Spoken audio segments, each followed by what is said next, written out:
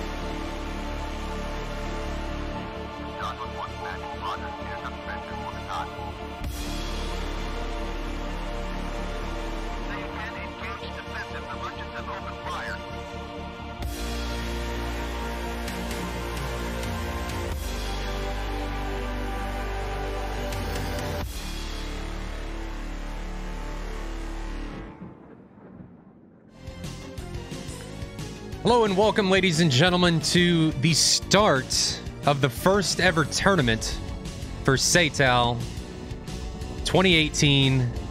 We got two matches today. First match starting at 1500 Zulu in just a few minutes between RVE and Chinese Festival. And then we've got another match today, so double header today at 1800 Zulu. We're going to have to see if we run right into it or we've got some time before it, between 36 Stormo and 104th. So big matches today. This is the first time we've ever done something like this. League play is done, and this is the end of the year tournament. Billy, I'm joined here by my co-host Billy Wah. Billy, what do you think is going to happen today? I'm excited to see what's going on for a single elimination. What are your feelings? I'm ready for the stakes to be raised as high as they are today with what we got going on here. Chinese Festival, for me, always an interesting watch. They always seem to bring sort of a unique angle or perspective on the fight. They seem to do things a little bit differently than some of the other squadrons out there. So for me, from a tactics perspective, I always am intrigued to see what Chinese Festival is going to bring to the table. And RVE in general just usually brings a good fight. So I think we're going to have ourselves a really good matchup here in the first one. And along with the second one, 104th to me is always an entertaining watch. So we'll see how they fare against 36 Stormo. But I definitely think we got ourselves an entertaining day of matchups here. So hopefully the squads bring the fireworks. Right, and let's jump to look at the standings of what's going on so far. So we've got first match, RVE versus Chinese Festival. Now, Chinese Festival, the scoreboard on Group A isn't quite right. It's kind of messed up. Chinese Festival actually finished third. RVE finished fourth. So the matches today are third from Group A versus number 4 place from Group B. And then the second match is going to be third place from Group B versus 4th place from Group A. So Chinese Festival took third in Group A, 104 took fourth, and then 36 took third from Group B, and RVE took fourth. So both of these matches should be pretty evenly matched, given how both of these teams showcase themselves during actual league play. But I'm anxious to see, like you said earlier, with Chinese Festival and even RVE, Reservoir's Elite, because they both have very different approaches to any of these matches depending on who they're playing against and what point during the year it is. We've seen Chinese Festival be a little more aggressive during certain points. We've seen them be much more defensive, and I think the same thing has come from Reservoir's Elite. The one thing I will say about RVE is that we have seen them become more structured as this event has gone on, which I think is safe to say for all teams as this competitive play has gone on later into the year.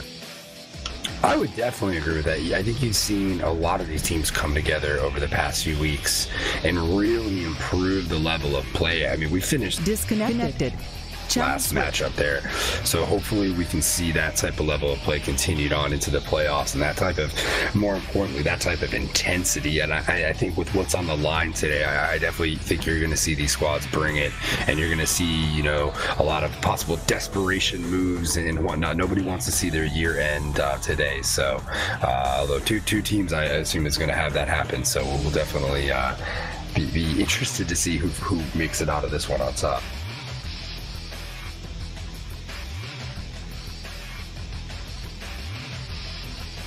And sorry, guys, about that real quick. Looks like Chinese Festival right now only has 5 pilots, unless I'm not seeing something correctly. Yeah, they only have 5. So we've got 6 out of RVE and 5 out of Chinese Festival. RVE pilots are Yours in an F-15, Tito in a Su-27, Snowman, Seal, and Daxter all in F-15s, and then Crips in a J-11. And then we have 909 in an F-15, 707 in a Su-27, 701 in a Su-27, and 101 and 801 in F-15s. So having to see what Chinese Festival's got going on. They say they're coming, but I haven't seen enough join. We're going to have to go here soon. We're already 15 minutes past. We're going to have to get this show on the road if we don't go soon. They say he's coming, so we'll give him a few more minutes and then we'll get going. So back to the expectations here. Billy, how do you see this whole thing going down? Who do you think, what is your predictions for today's matchup? Well, I think we're going to see RVE come out strong here in this first one, and I really think it's going to depend on how many of their guys can come out and strike early against Chinese Festival. I think we both know Chinese Festival likes to kind of sit back. They play a little bit more defensive style in comparison to some of the other teams. So I think, at least from my perspective, it's incumbent upon RVE to really get out there, kick the door down, and start firing some shots early and try to get Chinese Festival off their game, force them to do something that they're not comfortable doing, which is get aggressive early. Okay, so we do see 801 joining, so we do have 6 aside. We're not sure what sides have lot ATC guys. We're not sure if we have human GCIs on both. I can pretty safely assume, since we're in the end of the year tournament, that both the sides are going to have them, but that's just an assumption. But going back to predictions here on what I think at least is going to happen, I have a suspicion that RVE is going to bring a little more to the table than we've seen them in the past. I think they, from what I've gathered over the past couple weeks, I think they're a little more ready for this matchup than they've been for matchups in the past. So I think we're going to see some nice things coming from Reservoir's Elite today. I think we're going to see a very defensive approach coming from Chinese Festival, but I think we're going to see a much more organized, at least this is my initial impression, a much more organized showcase coming from RVE today. I would agree with that. I think, they've had some time now to practice in preparation for these matches here, and I think you have to assume that guys have been getting together, working on the formations, working on the tactics. So today they're going to come out and hopefully give us a show, similar to what we saw a few weeks ago, because that last one, the end of the year, really was special. So hopefully we can get ourselves something like that today. And like you were saying, with how defensive Chinese Festival plays, it's going to be interesting to see if RVE does come out the gate and kind of start trying to force things. How does Chinese Festival react to that? Are they capable of kind of absorbing it and staying with their game, keeping that defensive posture, but fighting their way through it? And when there's the possibility RVE comes out and takes a defensive, tactic, that is very possible. The way Chinese Festival approaches things, right? And we both know that there's a lot on the line today, so playing the cards close to the vest may be in everyone's best interest. Well, in Chinese Festival, historically throughout this tournament, at least from the mid game, I kind of hazy on the beginning of the league. But they've played a very defensive game. They've been very patient, and when they've been most effective, when they've been at their best, they have been the most patient running the other teams. And we saw this when they took on the 51st. We saw them be hugely patient and effectively ran 51st out of weapons countermeasures and fuel, and then when that happened, they were able to capitalize on the munitions availability that they had on their planes to then dismantle 51st. And that really, what's the word I'm looking for? It was a showcase of what you should do in aerial combat when you take a defensive approach to an engagement.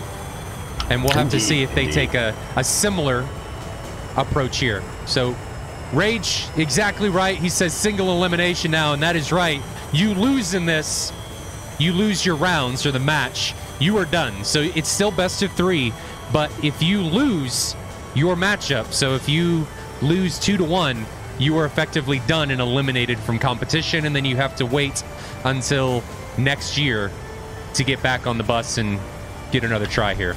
As they say in Top Gun, there's no points for second place, right, Moltar? Yeah. Well, second place means you're dead. Yeah, exactly. Just watching the Flankers taxi. We are working out of Sochi and Kataisi, I believe. With bullseye over Sukomi, so should be interesting. Clear weather skies today, correct? Say that again? Clear weather today, correct? Yes.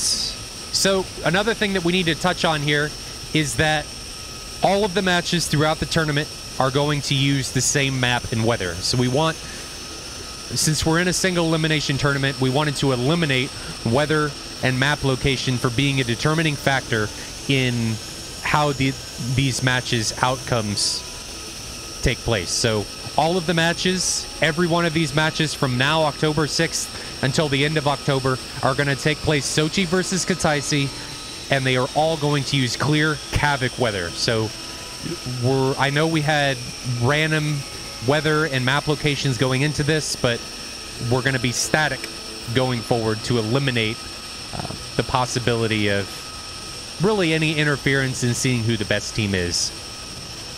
So we're watching RVE taxi. We're up here at Sochi because I think that provides the best view of these planes taxiing and departures. And then next we'll take a look at CNF as they taxi and depart. But we're going to stay here at Sochi and see how these guys look. So we've got RVE, and let's talk about what RVE brings to the table as far as airframes and weapons here. They've got 4 F-15s and 2 flankers. Typically, and correct me if I'm wrong, Billy, but usually we see RVE with at least 1 Mirage. Correct, and I think even was there one week they ran 2 Mirages? I'm not sure if that was them or somebody else, but I don't know. They've traditionally put out at least 1, and it served them well, I believe, in the instances that they've run it. You know, I think as we've discussed in the past, it's all about how you employ the airframe, and you know, you put the right pilot in there, and that can certainly throw a wrench and cause some strategy changes by another team there. So it's definitely always an interesting situation when you get the Mirage or a different airframe thrown in the mix here. Uh-oh. One of the CNF guys is disconnected. 909. I hope this isn't a running theme. But this is something that we need to talk about, that if they take off and somebody disconnects, then that's it for them. Like, if they're in the air and somebody's entered the bubble, they're not allowed to reconnect. So connection, as unfortunate as it is, does play a role in this. You can look at it as if you disconnect while in the air, you're effectively dead. You've been shot down by your ping. Interesting. So he due to the fact that he disconnected while he was on the ground, he has the ability to reconnect, get in his plane, restart up, and join.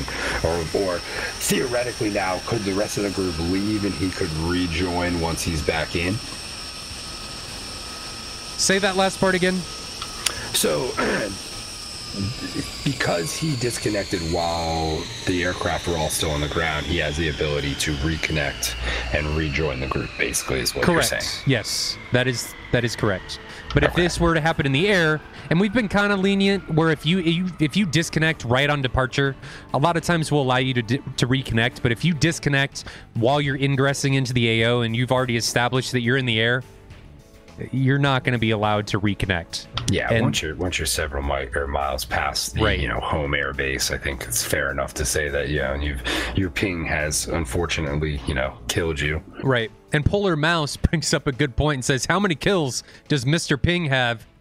so far in SATAL. I think Mr. Hey, Ping. he's a handful. Well, I think he's easily the leader in KD. He has no deaths, but many kills. Yeah, definitely the leader in KD, no doubt about that. But off the top of my head, probably 4 or 5 that I've seen at least.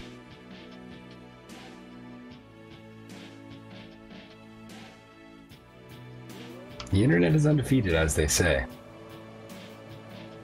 CNF says go, go, go, but I don't know if they mean they're only going to fly with 5. Okay, they're flying with 5. Yeah. Well, here we go, folks.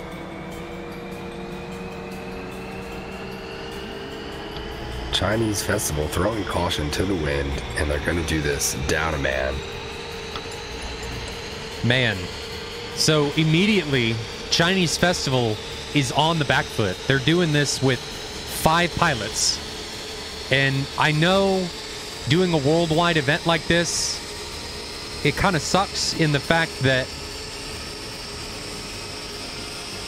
Ping plays a role in this. I mean, we've got guys from all over the world.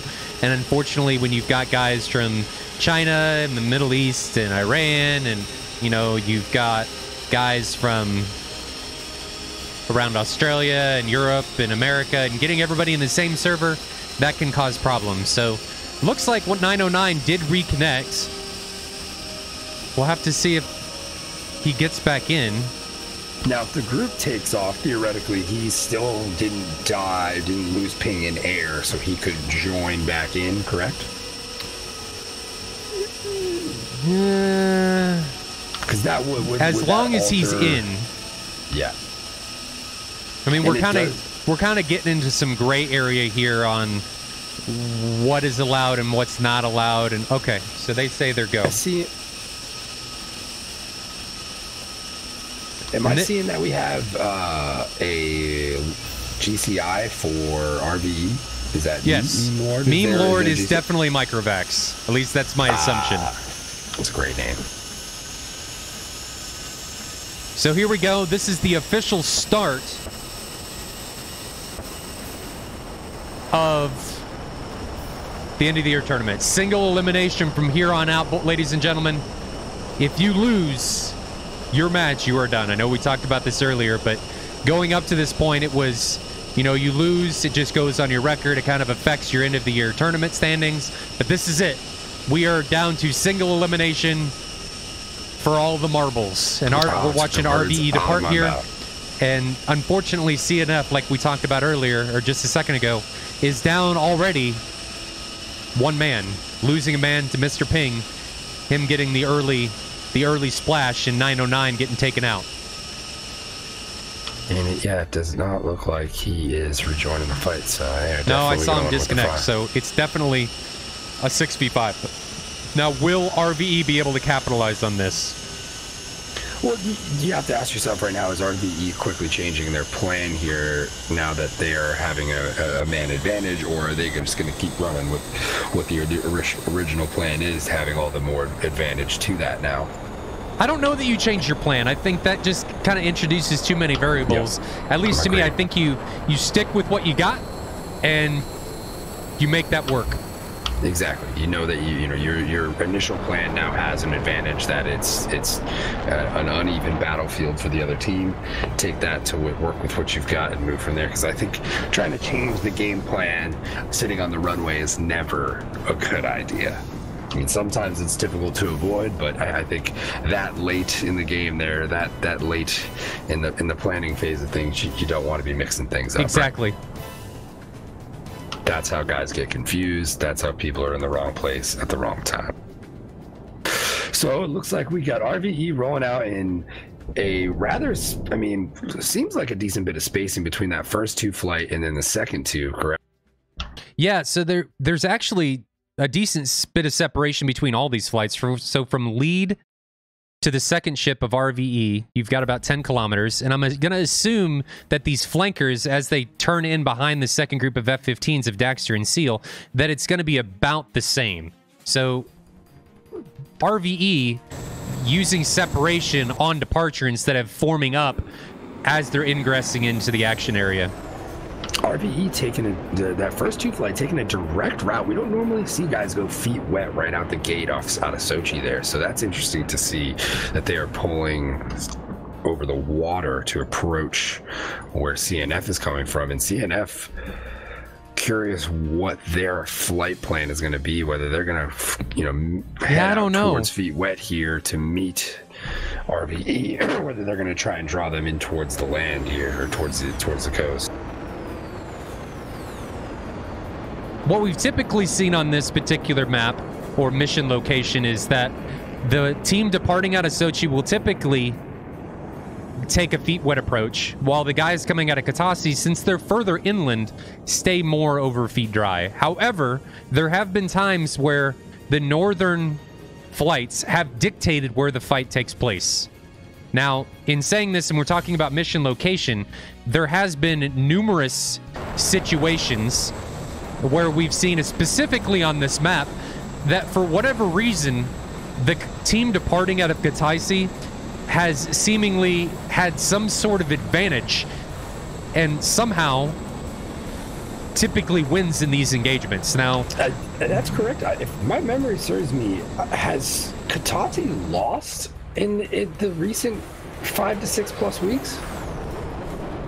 Now, you'd be really stretching my memory. I'm not entirely sure, but I want to say we discussed this, or maybe we've discussed it numerous times, specifically during matches, that when they've switched sides, like if RVE were to come down here to the south, that they would then win at Kataisi. So we've talked about it, but I don't know how consistent the results have been during this, and I don't want to voice and say, yeah, that's been happening, when I don't really know. Yeah, firm. I want to say Kataisi has a pretty solid record going, but to your point there, how deep that goes, I do not know. So we'll certainly be able to see today how the Kataisi side fares. Right now, being that side being down a man, it certainly makes an interesting factor to see if Kataisi is going to win this one. Yeah, we'll see if we have some sort of prophetic status in being able to say, hey, we were right. Kataisi always wins, but we'll probably come up looking like assholes, and it won't be true at all. And, well, at least we got to hold off on that type of stuff until the gambling starts for SATAL, right? So, teaser bets. Hawk1 asks, is there a giveaway tonight? No, there's no giveaway tonight. We're not entirely sure when the next giveaway is going to be. I would just bookmark your calendars and say that most of the giveaways are going to take place on the last day. A lot of them will more than likely take place during the third place match, which comes before the final. So that would be my guess as to when all the giveaways are going to take place. No Heat Blur today. There was a tentative idea that Heat Blur would be present, but they unfortunately they have their hands full with the announcement or reveal trailer that's going on tomorrow. So I would assume that they will be on next week. Don't quote me on that. But I've got to talk to Cobra and Iron Mike just to flesh some things out on when they will be on next time. But I would assume that next time they'll be on, we'll see another F-14 giveaway, but nothing today. As sad as everyone probably is, I assume that they are all very well content that the work that's being done is very much so in everyone's favor. So I don't think everyone minds too much there, right? I don't think so. No.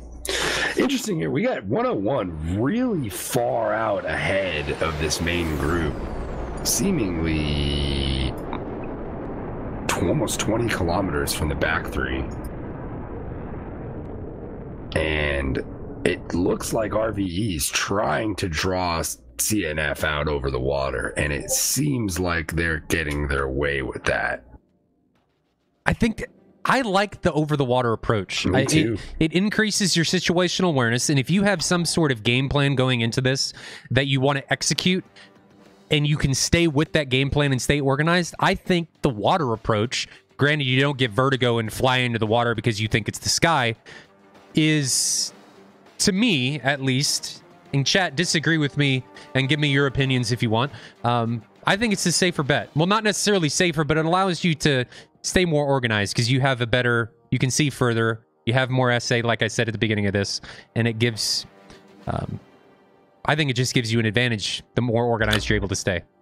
I agree with that. And we'll see once again, you know, the X factor here, the GCI can be the biggest help or the biggest hurt to you, depending on how that goes too. And look at this, we got a 2 flight of Daxter and Seal breaking off, headed towards Godata right now. And it seems like we have a 1v4 matchup head on here right now, although it does look like 2 might be peeling out here. From now, what I anticipate is going to happen here from 101 is he's going to fly in, try and bait some missiles, and then he's going to turn cold and attempt to drag back to the main element of CNF. At least that's usually this 101. 101 is usually flying with a wingman. If I remember correctly, if memory serves, they usually lead with a 2-ship, and then that 2-ship drags or attempts to drag back to the main element.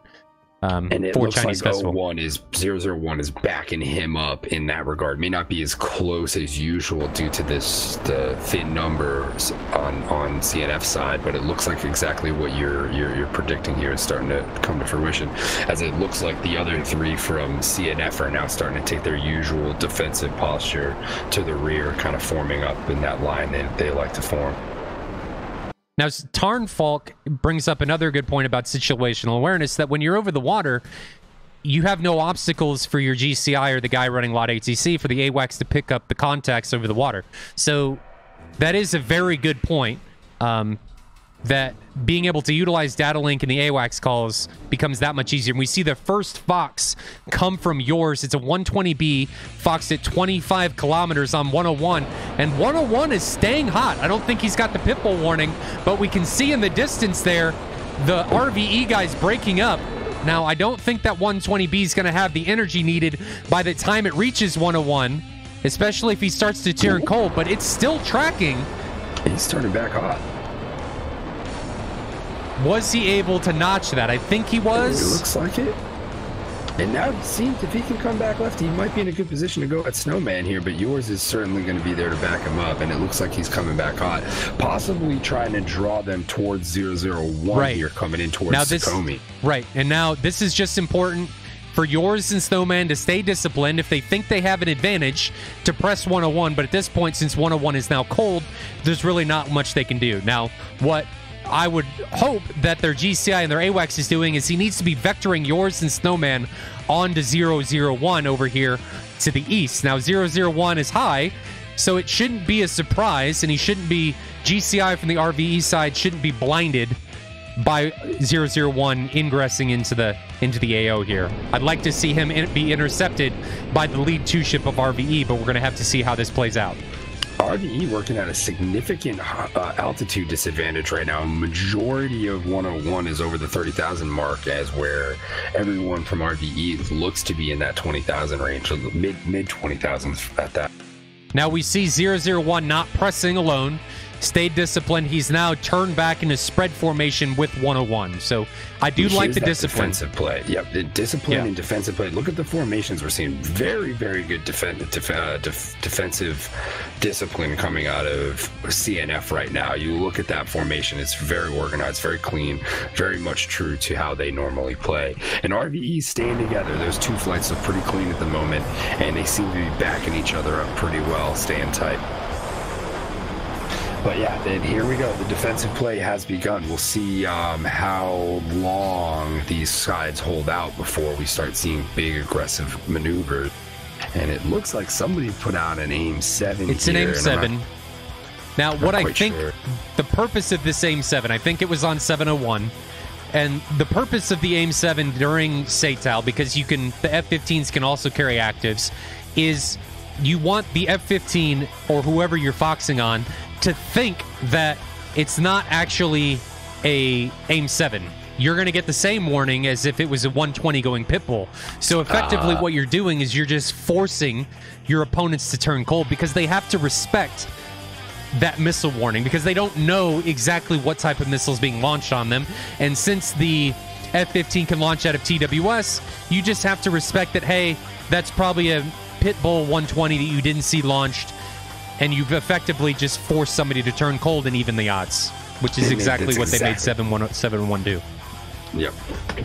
To a T. Very nicely called there. So we see 801 and 701 now turning cold, and 707 and 101 are continuing to press the attack. Now, what we could see here is Crips get tunnel visioned in on 101 and then open his flank. And he actually, okay, he's good now. Thought he was going to have some disconnect issues. There's a little bit of lag coming from Crips, but I think he's okay. Yeah, he seems to be rubber banding around, at least on the top down from. But he's in a little bit of trouble from 707 coming from his 6, but he's now extending early enough that this shouldn't be a problem. Now, 707, on the flip side of that coin, now has to attempt to stay disciplined enough that...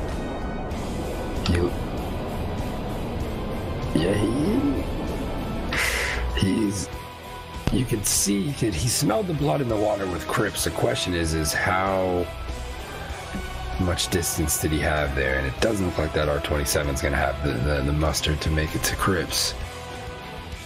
And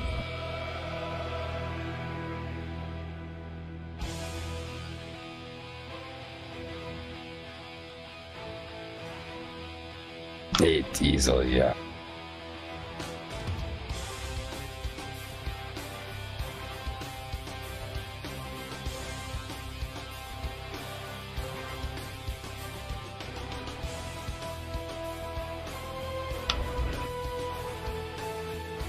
And I think the fact that he had Tito Snowman and Yours moving in as close as they were, as well as Tito at that previously, probably forced 707 to fire when he did, as opposed to closing that gap a little bit more.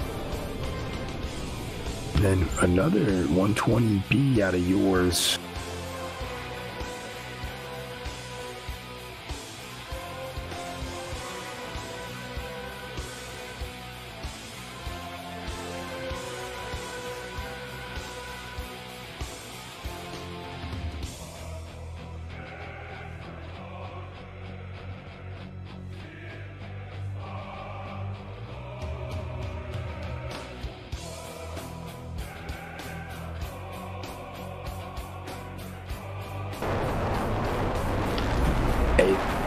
There's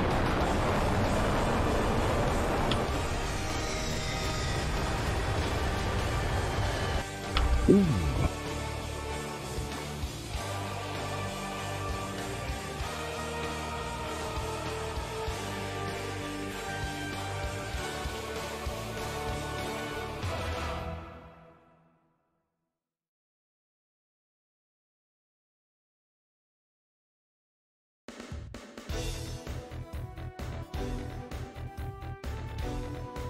We lost audio.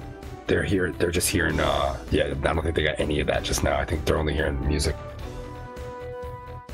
Yeah. No, I just checked myself and I couldn't. Yeah, they're a little confused at the moment. I just heard. I was trying to figure out in the middle of that whether I could or not.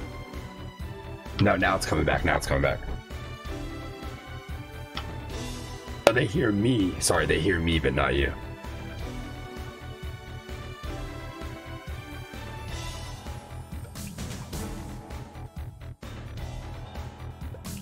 Sure. Looks like we got two 120s out, forcing these two CNF fighters back towards the coast here as RVE continues to regroup out over the water.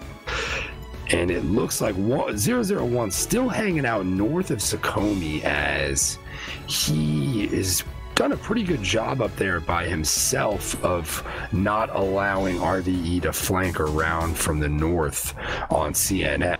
Now, CNF now being down by two fighters certainly changes their tactics around a little bit here, but they seem to be doing pretty well. I feel like now is the moment for RVE to really turn the gas up here, turn the pressure up, and pounce with that two-man advantage, because it just takes one good shot from CNF here to pull this thing back into reach for themselves. And this could be it. We've got a missile coming off the rails from 001 on Crips, and Crips is defending late. And Crips, I hope you start defending, because that missile's going to be out of energy. So he defended at the right time. 001 was a little bit too far away to make that a really high PK shot on that 120B, and Crips he gets that pitbull warning, immediately turns cold, says, screw guiding that ER onto target. I need to defend, and that's exactly what he does. So, guys, sorry you missed my excitement when 801 or 808 got splashed there. I got pretty excited. I think when I turned the webcams off, it disconnected my microphone from the stream, which is a little bit unfortunate. You got me. You missed me spitting on my. Yeah, he was. Real I was pretty excited. I got the joy of hearing that. It was good.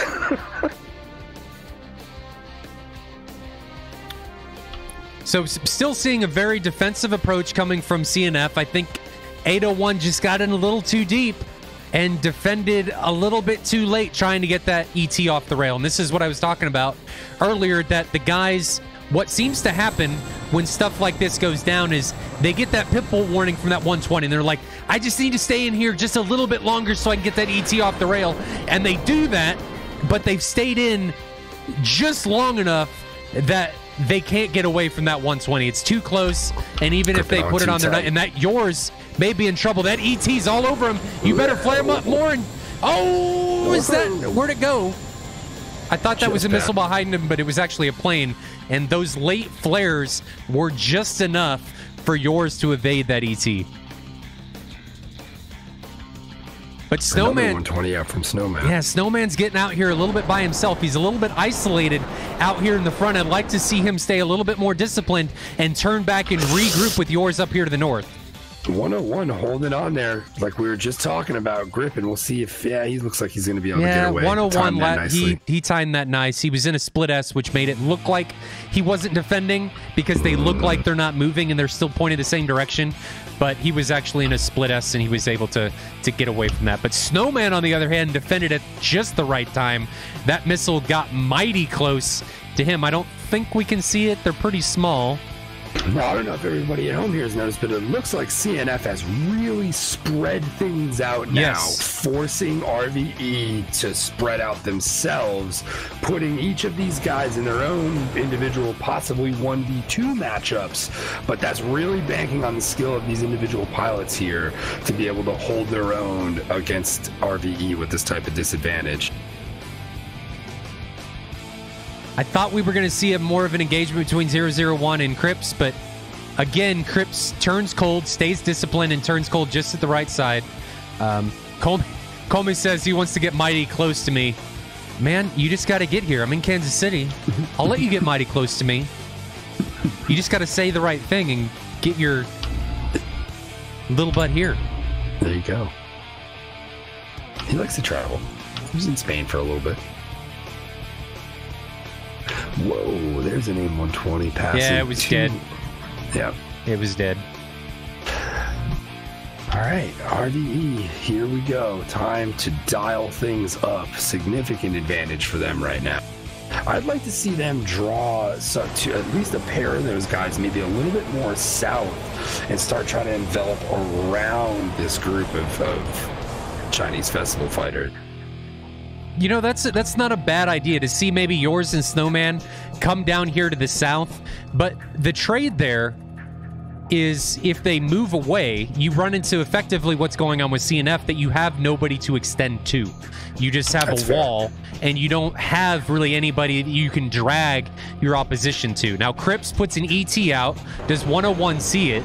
There's no flares coming from 101 yet. But he's turning cold, so regardless if he defends that or not, we can hear him cutting back to idle. I think that ET is going to be dead. Yep. So now the press is with 001. We can see him homing in on Cripps up to the north. Uh-oh, 701 looks like he might be in trouble, but he's just starting to evade. I think 701's in trouble here as he comes in. I think that was a 120B Fox from Daxter. Whoa. Is he going to be able to get away from it? I think he was able to effectively notch it. Yeah, he was. Just barely. But he was able to get that into a notch. Here's another exchange here. 120 out from 001 on, looks like Tito. Tito putting out an R27. Seal also put out an R27. But that was one of those defensive shots coming off from Tito. He got the pitbull warning coming from that 120B, coming from the CNF pilot. But he wanted to get that ET off, and it almost got him in trouble. But yeah, he wanted the kill, but what ended up happening is he got that defensive shot off, but he foxed on a bandit that was already cold. So you've effectively wasted that missile on a bandit that's already cold because it's not going to have the energy to chase him down. No, and I feel we do see a lot of that. And I shouldn't say a lot of that, but we do see enough of that where guys, as you were referring to, just gripping on too long, trying to make sure they also get a shot off the rails before they. But this is a dangerous ET and ER exchange coming from 707, and Crips flares and defends that ET, and the ER, I guess, was just unguided. Maybe 707 got it into a notch, but we see Crips continuing to press. Does he see? Yeah. Whoa. Crips may be in trouble. He's got a 120B all over his ass as he tries to defend. And no, Crips, he gets his vertical stabilizers blown off, and that's the first casualty. Taking a stab back, and now this is how the tables get turned right here. One quick victory like that puts CNF well back in the sights of winning this thing. One more close victory like that in a one-on-one engagement, and we could see this an even game here. But is 101 here in trouble? He's got yours. You could have waited a little bit longer to fox that. You got a little bit too trigger happy and pulled that trigger a little bit too far away. Granted, he may have already known that was coming, but he gets that missile off the rail. But he gets... Oh, man. I changed camera angles a little bit too early. And yours, I was giving him crap for foxing that, but he ends up taking him down. So yours avenging his fallen brethren and taking 001 to school.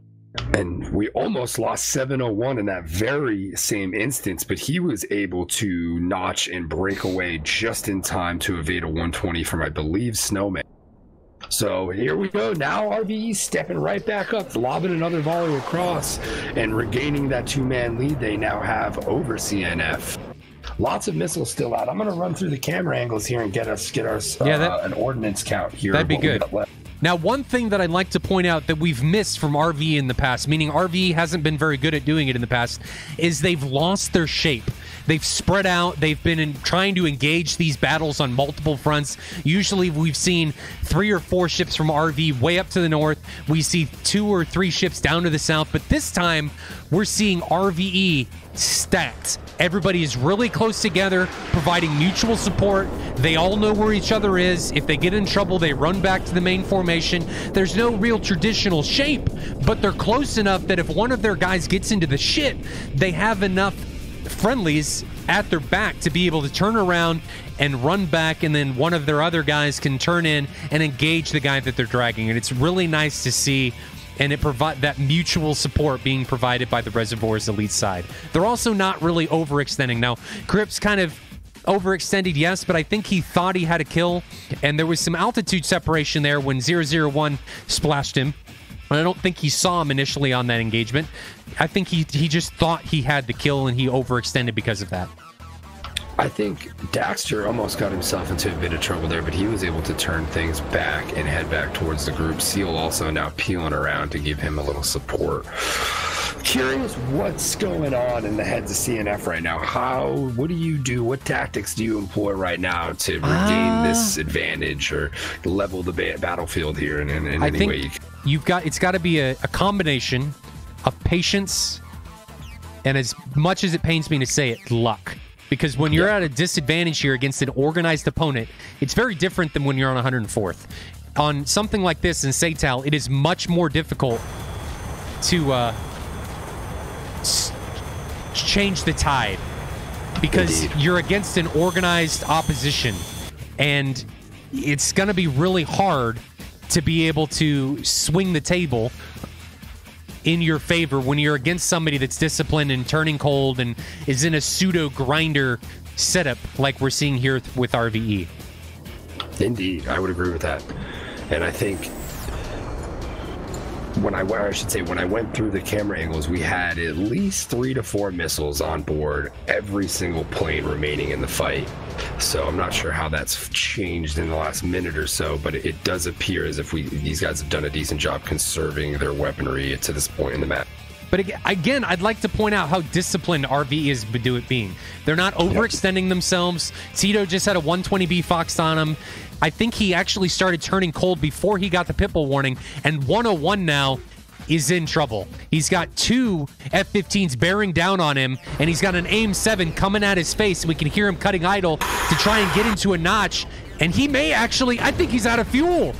And there goes the first aim-7, but his engine RPM is continuing to come down, and I think 101 is out of gas.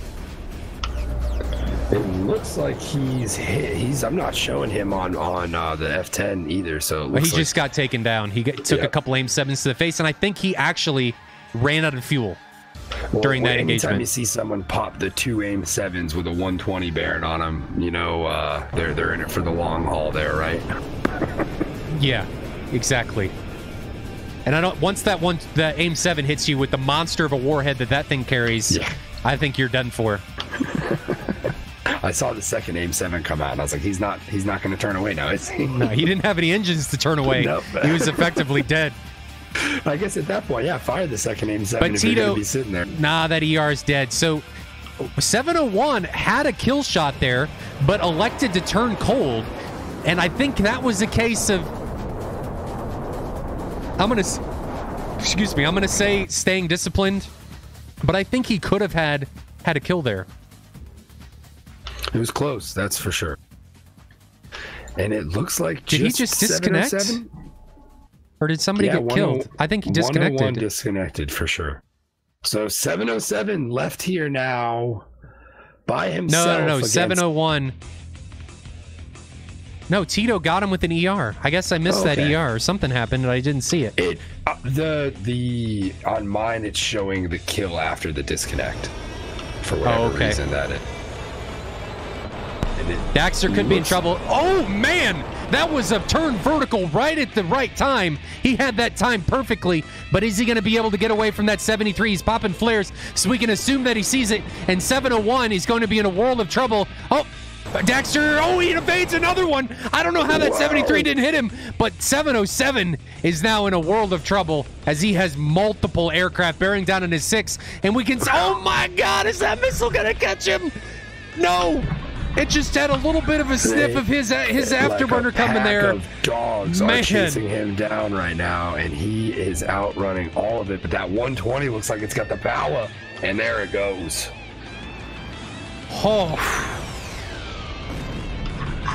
that was a lot of ordnance put out there in the last. last final minute RVE. Of that one. That was intense. As said by the great leader of Jurassic Park, spared no expense in dispatching 707 there at the end of that engagement. That was a raffle stomp. That was let's let all the birds fly, and that's exactly what RVE did. And they took that one, Billy, in a commanding fashion. Yes, 5 pilots remaining for RVE. Man, really chipped away at CNF. You know, I think as we had initially kind of stated there, defensive posture from both teams, and RVE just played the better defense. They just pummeled them during that round. Well, they took their opportunities when they got them, and they didn't miss. You know, they when the opportunities arose, they capitalized, and I think that was one of the things they did right today. You know, was really not let the opportunities get away from them. Right, you know? Exactly. They stayed disciplined. I think they had a game plan of trying to take the fight feet wet, and they executed that game plan. I would have liked to see them, you know, have some more traditional shape, have some more, you know, unified flying with your wingmen, because I think that can provide you even more mutual support than what we saw today. But that was way more discipline than we've seen out of RVE in any of their previous matches, and that was some good shit, for lack of a better word, is what we've seen come out of the chat. 707 there for just putting the pedal to the metal and not saying no. You know, he was going to try to outrun everything. Also, credit on the flip side to Daxter. Man, he evaded some close calls, and I don't know if they were all intentional, but there was some close missiles. I mean, missiles that were missing him by feet, and not like double digits feet, but inside 4 feet going by wingtips. Indeed. And, well, we may have jinxed Katasi on that one, but they don't think we take did. the win. No, they didn't. They got their ass kicked, is what ended up happening there.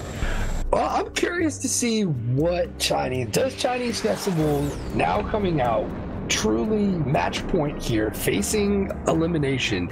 Do you come out, do you throw your normal tactics out the window and try something different, or do you just do what you did there and try to do it better this time? honestly, I think you do what you did there and try to do it better. What happened to CNF seemingly during that engagement was they, for whatever reason, instead of engaging together, they just kind of went in on their own. And I think that was their downfall. They just got picked apart. They didn't commit as a team. They committed as individuals. And if you do that against an organized team, you're just going to die. And especially being down one person to begin with. Exactly. Yeah, To exactly. fight 5 individuals versus a 6-man group, I think, you know, maybe, yeah, those 5 individuals were somewhat coordinated, but it was certainly more of an individual effort in a 1v2 situation. And a lot of the times and instances we just saw in that round, where I think as if they maybe had stayed a little bit tighter, use the fact that they were down a man to group up, stay tight, and stay a little bit more defensive as far as the separation goes. I think they may have fared a little bit better in that last one. You know, I think RVE in a lot of ways was able to infiltrate through that separation, right, and kind of pick them off. And that's exactly what we saw happen. Now, going back to the beginning of that match, I'd like to point out, and I'd like to underscore and highlight the significant disadvantage that CNF went in being a man down. Now, will they, during the next round, be able to field a roster of 6 pilots, or are we going to see another 5v6? Yeah, that's a good question. Will they be able to get that 6th pilot in? Because being down 1 isn't a big deal, but when you start the match down 1, and if you lose somebody early, now you're down 2 guys. And I think we saw that waterfall effect just now, how the moment that number 5 guy goes, it's just a matter of time before you lose the match, because it's very difficult.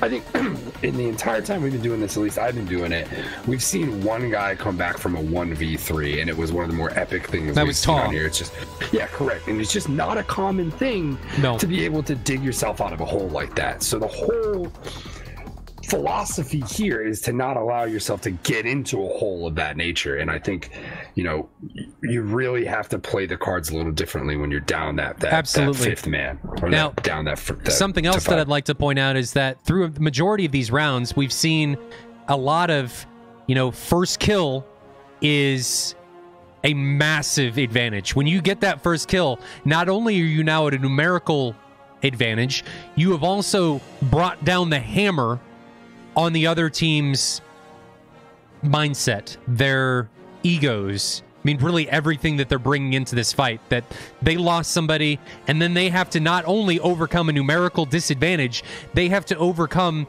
the devastation of now mentally being a man down. So it's as much mental as it is actually being a numbers thing of actually having a player being down. And that's something we haven't really talked about much going into this.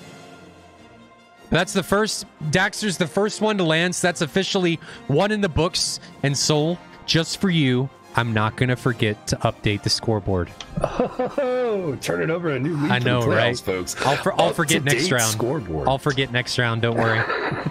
It'll happen.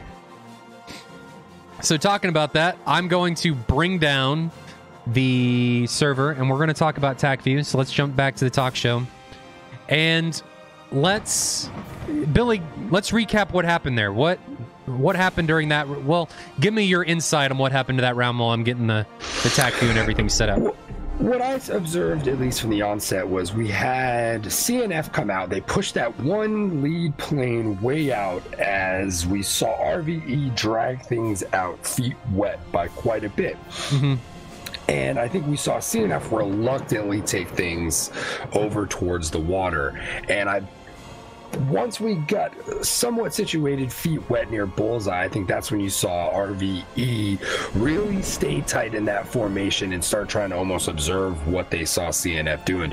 And that was right when we saw them pull into their standard, you know, back wall formation with, in this case, 2 fighters out trying to lure people in. And I just don't think they had the numbers advantage to be trying to do what they were doing there, as RVE just kind of casually waited, as we were just previously stating, and just started picking them off when the opportunity kind of presented itself. And I think, you know, like I said, moving forward into this next match, I think Chinese Festival has to do a better job of not falling into that. Right. Absolutely. You gotta keep going. I need a few more minutes. Sure. So I think RVE, you know, they tend to do very well in the wingman section style of tactics. They seem to do very well staying in those 2 flights, covering each other, and not really allowing one single plane to get hung out to dry for long. And they only lost 1 fighter, I believe, in that last one, and it was a close encounter that was, you know, would have been difficult to protect him regardless. So I think that's definitely one of their strong points, is they do a very good job of covering each other. Yeah. And I think when you're, especially when you're at that one-man advantage over the other team, if you are performing well as far as keeping each other's asses clear, you're gonna do well in that match, because that's what that's gonna come down to, is that one plane being caught, you know, ass end exposed with somebody coming in on him while he's trying to get that kill. Right. Absolutely.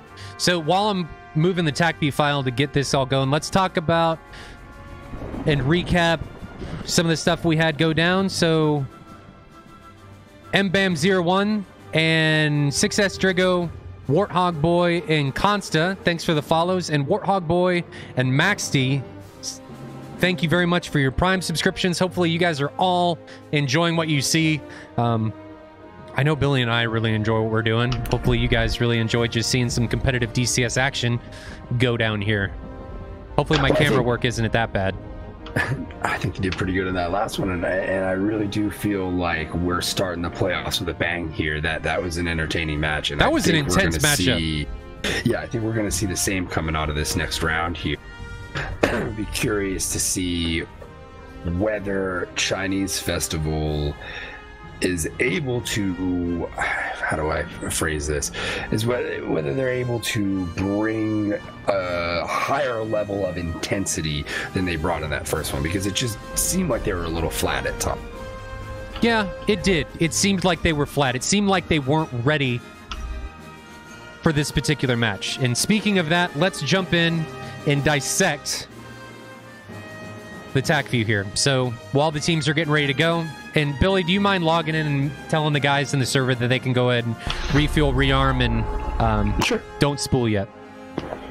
So let's go through what's going on. We can see RVE separating into what looks like 3-2 ships, and I don't really know what CNF was doing. They look like they were separated into a 2-ship and a 3-ship is what I'm assuming was their mindset going into this. Now, whether or not that was true, I don't know, but that's the assumption that I'm going to make. So going into this, throughout the majority of this fight, and this was a missile in ER that I think if it would have stayed... Nah, he was split-S-ing, so that missile was dead. But through the majority of the beginning of this fight, the team stayed very disciplined. What ended up happening... Where's the first kill? Who gets splashed first? Was right here. And this is the first death. It's 801. And it's a 120B launch from Snowman. And he's just in too deep. And judging by the nose aspect of where 801 is looking... And we can look at... Let's try and look at... something a bit here. Camera angle here. So we can get some altitude. So they're at the same altitude here. And judging by where 701 or 801 is looking, it looks like he's looking more towards Daxter. At least based on my assumption here, it's just that he doesn't or didn't see Snowman until it was too late. And once Snowman foxes, if we jump into 801's view here, he just doesn't defend early enough. He waits to get that ET off, and really, it's too late. When he waited to get that ET off, that was really all she wrote, and he didn't really have anything that he could do at that point because he was trying to get this defensive shot off for what I can assume. Cripps is now defensive, so I'm pretty confident that he was looking at Cripps and just didn't see Snowman, but he just... And this is that mindset that people get in. They want to get a missile off the rail before they defend. And it just ended up being too late. And he paid for it. So going forward, let's zoom out here a little bit. That's the first death coming from CNF. Then we go back into this defensive approach. And this at Cripps is now separating himself from the rest of the pack. So this is something that we talked about that we liked coming from RVE, that they were staying together. But this is Cripps, and this is why I think he paid for it, was he separated himself. He has no mutual support. He has nobody that he can run to, and he's effectively taking this engagement on his own. And he foxes on 101, turns cold, and now, I'm going to eat my words here, he now has some wingman help between Tito and Seal. So that's not why he died. But yeah, right here, he's taking this engagement by himself. So he doesn't wait for mutual support. He's just taking this fight mano y mano, except at this point, he's picking a fight with a much bigger opponent, in this case, a two-ship, when he's just a singleton. And he's engaging 707. And 707 turns cold, and I'm assuming that since Cripps is in a J11, that he just had, that 101 was just in a blind spot on him in his data link, and he just didn't know he was there. And 101's just in too close, and Cripps can't get away from that 120 because it's foxed basically from right underneath him, and he can't do anything about it. So now we're down to a 5v4, and at this point, this is where RVE really takes it to CNF. So I didn't see 001. What did he get hit by? Oh, it was this 120 coming from yours. Was that the situation where we had the disconnect before we had the kill on the? I think so, list? Or something, or we had some lag on our view and we didn't see it. But yeah, for whatever reason during this fight, 101 just doesn't defend this missile. And we'll see if he's got maybe some altitude difference. So yours, yeah, there's some altitude difference, but yours is foxing for much higher, and maybe he just didn't get the pit bull warning because it was in a blind spot or what, but I'm just making kind of blind assumptions here on what's going on. Billy, they're saying your mustache is better than my beard, but I think they're commenting that my picture is smaller than yours on either side too, which it appears to be the same to me. So. Well, yeah, maybe. You had your desk is off to the right, and I was just trying to take your desk out of the picture. Guys, I just want to be King Kong in this image. I just want to be bigger than Billy. I want a bigger than life appearance, and I want to make sure that my presence is known over the top of the mustache man, because his mustache intimidates me, okay? And I just got to make myself look bigger to make myself look more intimidating, okay? So going forward, and this is just where RVE just stays together. They stay compact, and they're able just to pick off the CNF guys. CNF gets in a little too deep, and right here, 101. I don't know what the hell 101 was doing, and he just gets in too deep and pays for it. That's all I can say there. He's just in too deep, gets tunnel visioned on somebody, and just can't do anything about it. Maybe he's out of one. Oh, no. 101 at this point ran out of fuel. So he just ran out of fuel and couldn't do anything. He gets a 7 off the rail, and then he just gets bump-fucked by yours and Snowman, and just gets annihilated by their aim 7s. The double sparrow shot. Yeah. What was a double something? Double penetration, I guess we can call it. So now we're down to a 2v5. And what the hell happened here with 909? I did not see what happened here. And that ER, this is the one from Tito that I thought was dead. Guys, this is how fast the ER is. It just chased him down, and he just couldn't get away from it. He was too close, turned cold, thought he got away from it, and then it just chased him down and ate his lunch. And now we're going to see This is spare no expense. Look at all the missiles coming off the rails on 707. Tito just says fire everything, and that's exactly what happened.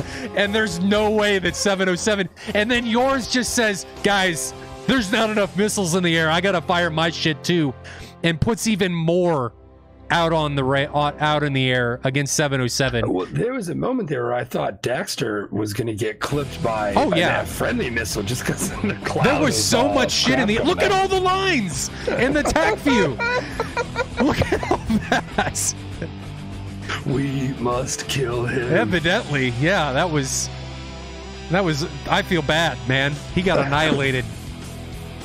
Well, I think we've all been there where you feel like you're just unloading on someone and somehow, some way they get away. So you want to make sure you put that nail in the coffin there. That's true. Energy says that's what you call a Fox 2 Bukkake. Yeah, there you go. Exactly. So we're back in here. Checking to see if these guys are ready.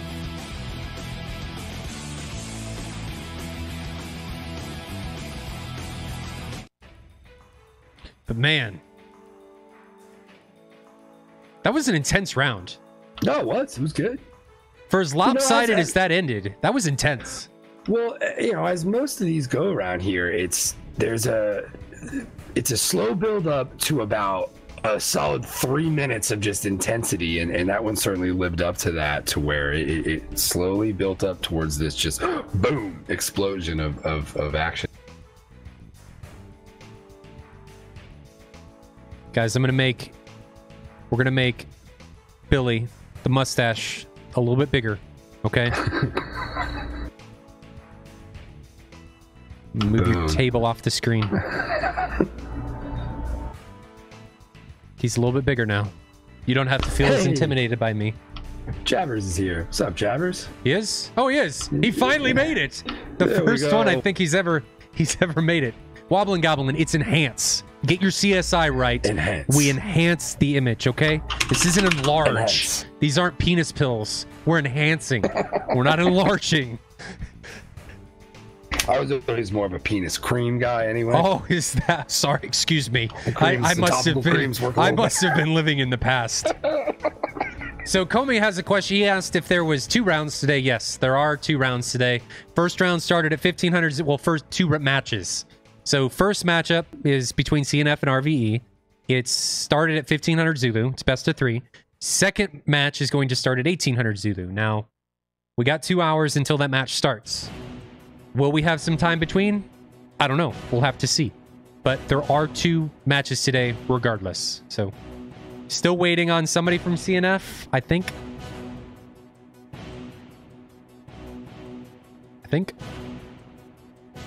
My game has decided to not do anything. CNF is still waiting. Comey asked, will there be cake? I have cookies. For me. I don't like to share my cookies. So only hors d'oeuvres and cake for the final, okay? You gotta earn the treats and the goodies. Right. So we're waiting on one more guy from CNF. I'm going to give him a couple more minutes. And then we'll get this show on the road regardless. But we're going to watch CNF taxi this time. We're watching out of Sochi. What did CNF have? I know that RVE takes 2 flankers and 4 F-15s. And I guess CNF at this point is the complete opposite. Right now they have 3 flankers and 2 F-15s. So are they going to have 4 flankers? Are we just going to see mirror images of each other? Or are they going to have an equal number of F-15s and Su-27s? And speaking of that, let's talk about weapons effectiveness. What weapons were effective during that last round, Billy? It was mainly the 120s, wasn't it? I think that's what we saw the majority of being chucked there, were the 120s. However, towards the end, I think we did see some ETs sneak in and get some shots off there, get some kills at least. Did we see an ET kill? I thought I might have saw 1 or 2 there in the closing. Oh yeah, we saw an ER kill. Yeah. I don't know that I saw an ET kill. 707 maybe could have I gotten mixed those dispatched by an ET, but it was mainly those 120s, and we didn't see a merge. Yeah, funnily enough, we could tell what 707 got hit with. He just got hit with everything all at once, so it's.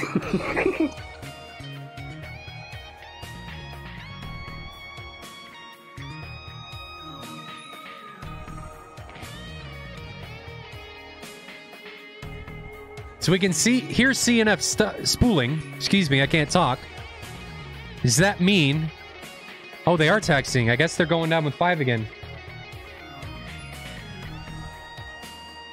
So, CNF, 5 fighters for this second round here. Yeah, correct? I don't know if they're just having connection issues or what. I don't know what exactly is going on with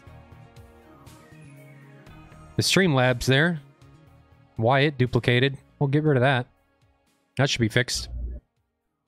Interesting. So, CNF definitely going to have to turn it up. And I don't think doing what they did that last round here, if they're going to be down 5, down a fighter absolutely again, it's going to work. I really think they got to change their tactics up here if they want to be able to pull out this and drag it into a third round here. They've really got to step up their game. They've got to stay closer. They've got to provide better mutual support with one another. And they've just got to find some way to overcome that disadvantage they have going into this round. There's a lot of comments that this is some synth sexual 80s porn music that we've got going on. But what I think people fail to realize is that this is Ace Combat. This is what I grew up on. PlayStation 1, Ace Combat, Polygon F-15s to the max, triangle afterburners. We all know that afterburners that are a single polygon that are a big triangle are way more effective than things that look realistic. Somebody posted a video of that Fleet Defender F-14 game. I think it was was it Spudknocker or one of those guys? Speaking of the F-14, do you remember Top Gun for the original NES? Oh, are you kidding me? Do you remember how hard that fucker was to land on the carrier? Just to land on the carrier. Oh my god. Yeah. I was probably only like, 10 or 11 years old trying to sit there and do that. No way. I probably barely pulled it off. Do you remember MiG-29? Did you ever play that one? I think I remember it, but I don't know if I owned it and played it. It was in like a silver cartridge. I think I remember. Just imagine like 8-bit Russian march music, and that's what you've got. Oh, that's awesome. Something like this, but 8 bits. Right. So just imagine this, but an 8-bit electronica. And that's what you've got going into this. I think I saw a screenshot from it not that long ago, and it's just like the indicators are so priceless. It's just like a little plane sitting there floating on the dash. It's just the way they went. Hey, but it was effective. My little 8-year-old brain, when I saw that, was like, "Holy shit, this looks so real." It's pretty amazing, like what your definitions of like real and good looking are, and how that's just completely changed over the years. When you saw Tomb Raider on the PS1, you're like, "Holy fuck! Wow, these polygons." Look at her curves. I remember the demo disc on the PS1, and she was in that room with the pool, and it was like, this looks so real. It's like I'm at a pool. And you look back on the came with like the monthly subscription club? Something like that. I don't know. But you look back on that, and it's like she had a triangle for a nose, and her eyes were the size of dinner plates, and her ponytail was just some like unicorn thing that came off the back of her head. Indeed. And Energy VR is just really, really pushing for that homosexual innuendo here. I mean, he seems to have some sort of, infatuation with it, but, by all means, brother. Yeah. By all means. I'll totally encourage it. Sims. Exactly. Jane Sims. Oh, man. Or the original Jane's Falcon. Turn on all the cheat codes and just unleash barrages on unarmed enemy C-130s. Just annihilating civilians. Just imagine them carrying doctors to some tip of Africa, to quell some AIDS epidemic, and here I am in some F-16 just shooting down all the good friendlies. Oh, man. But Jane's was really cool. That was what really got me started in everything.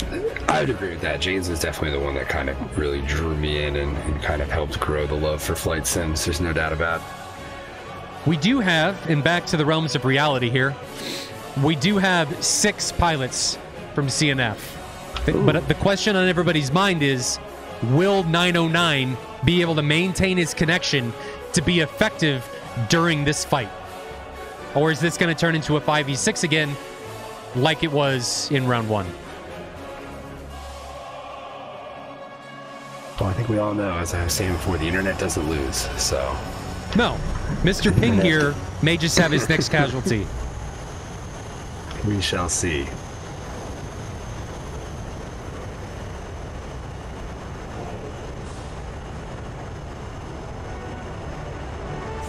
But it looks like CNF is taking the balanced approach, 3 F-15s and 3 flankers. Now, something I do want to check on is to look at what the flankers are actually carrying. And Billy, do you mind looking at the F-15s and seeing what they're carrying? Are they taking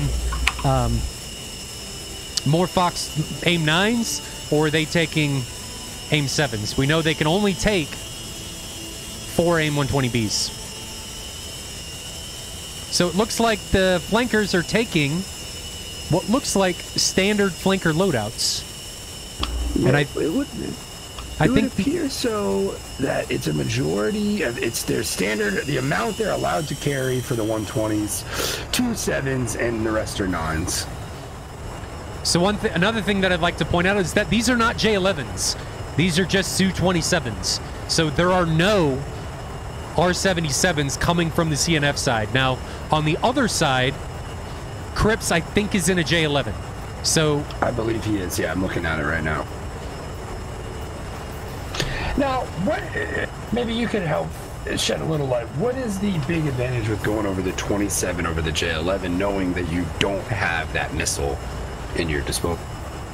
Nothing. What would just merely the fact that you'd rather use a 27 than a J11? Well, they may not have. They may not have the J11. Because if you buy the flanker on its own and you don't have Flaming Cliffs, you don't get the J11. Interesting. That's at least I'm pretty sure that's the case. I think you're right. Now that if I sit there and kind of think about it. Now, some people have speculated and surmised that the J11 has slightly better performance than the Su-27. Now, whether or not that's the actual case, I don't know, but that's how people feel. And I've heard that from multiple sources. I'd like to see maybe one of those YouTube people take it to the task and test it out between the two, and maybe, you know, come up with some predefined tests and run them through the course and see what happens. Be curious to know how those two perform on a, you know, scientific level, if you will. Now, we're going to back up, and since we were talking about old flight simulators, if anybody played Flanker 2, this is your jam. Did you ever play Flanker 2, Billy? I've seen the screenshots of it. I want to say I may have had it, but I don't think I played a lot of it. I need to make a mod and make this the Su-27 theme song in the... There you go. I need to do that. I'm sure that wouldn't be too hard. I mean, there's nothing like 8-bit music, man. I mean, some of that stuff is pretty priceless. Just watching CNF depart, the F-15s departed first, watching the 3 flankers depart now. So what I think is going to happen now is instead of the 2-ship leading the way for CNF, I think it's going to be a 3-ship. I think we're going to see 2 3-ships stacked in a wall. Meaning there's going to be a 3-ship leading, and then behind that, there's going to be another 3-ship behind it that they can then egress back to. But now that it's 6v6, Billy, how do you think this is going to play out? Do you think we're going to see more equal footing coming from both teams? Do you think CNF now has some sort of advantage now that they're on an equal playing field with RVE? Or do you think RVE has the mental advantage here going into this, knowing that they've already won round 1? I definitely think RVE has the momentum definitely on their side coming into this. However, CNF getting that fighter back should not be overlooked. I think that's going to allow them to play their normal game and probably play it more effectively than they did in that first round, being down a man. You know, I think if they can, they like that big, wide, spread out spacing with that row of three covering the back row, covering the front row. And it really does, you know, as we were saying before, they don't really fly in these close wingmen sections as we're accustomed to seeing it a lot with a lot of squadrons. However, the format they do use does work pretty well when all six guys are there doing things the way that they're supposed to. So I think honestly, we're the ball now, you know, volley's back over to RVE's court. How do you approach things differently, knowing that they are going to be able to probably set up camp like they like to? You know, do you try to run and knock the door down and not really allow them to get set up in the way they would like to? Doesn't seem very realistic to me. I think what RVE is going to have to do is maybe try to get, like we were talking about in that first round, send in a pair to flank around. I think one thing that can really throw off that one line of three versus the other line of three is getting a group behind them or to the side of them, because that really forces that formation to break apart to deal with that. If you force the CNF guys to deal with things in a linear fashion, they're going to be very well accustomed to that. But the moment that battle starts to turn on them, I think that is really where they struggle to keep that formation and that technique in line. Absolutely. You know? Now, something that happened in round one, we saw RVE push the fight feet wet. Now, if we look at what CNF is doing, they're not taking that straight south approach out of Sochi. They're keeping this fight right now northwest of Godada, and what I can assume is going to be north of the bullseye here at Sukumi. So will that play a factor with GCI? Will this fight be further to the north over the foothills and the mountains than it was when RVE was able to dictate where the fight took place coming out of Sochi? That's a solid point. We already see CNF not pulling straight south as RVE did, although RVE does appear to be headed feet wet in a more easterly, northeasterly, more east than north, I should say, approach towards Sochi right now, as where CNF looks to be hugging the coast. I would assume their preference would be to turn in towards the mountains as opposed to turn out towards the coast. Right. You just don't get the feeling they like fighting over water. You really don't. They didn't seem to excel at that. They seem to just be almost keeping their feet dry as long as they possibly could, coming out and interacting over water when they had to in that first round. Now, I don't know that the water or the foothills are really going to be any type of determining factor in this. Both teams seem to keep, this is something else that I want to point out, that both teams seem to keep their altitude very well throughout the entirety of that engagement. So we didn't see anybody, we saw one take where somebody was in the weeds over the water.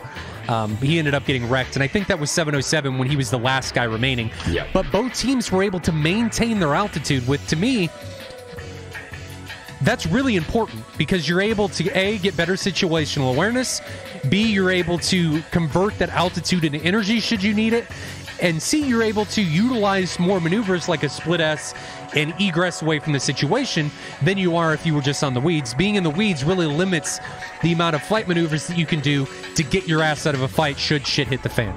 Indeed, and I think it's well worth noting, because I think a lot of squads struggle to maintain good altitude adherence during the entire round. I feel like there's a lot of teams, everyone comes out, they're above 30, 29, 30-ish when they're coming into the fight, and then once the shit hits the fan, things start slowly or rapidly descending in altitude, and before you know it, we're into the 10,000 feet level towards the end of the match. But no, both those teams did a very good job of maintaining altitude throughout that whole match. I think that's absolutely something to watch for here as well, you know. And it looks like two solid 3 groups, while a 2 group with a single trailer, and then the second 3 group for CNF. So it's definitely looking like they're about to pull into their little formation here, and RVE pushing a 2 group ahead, maybe trying to see if they can't get out in front and disrupt that, quickly. Maybe that's my hope of what RVE is attempting to do here. And it looks like the lead 2 ship from, or the lead 3 ship from from CNF is now starting to separate. So like you said, we are seeing them go into a 3-ship wall.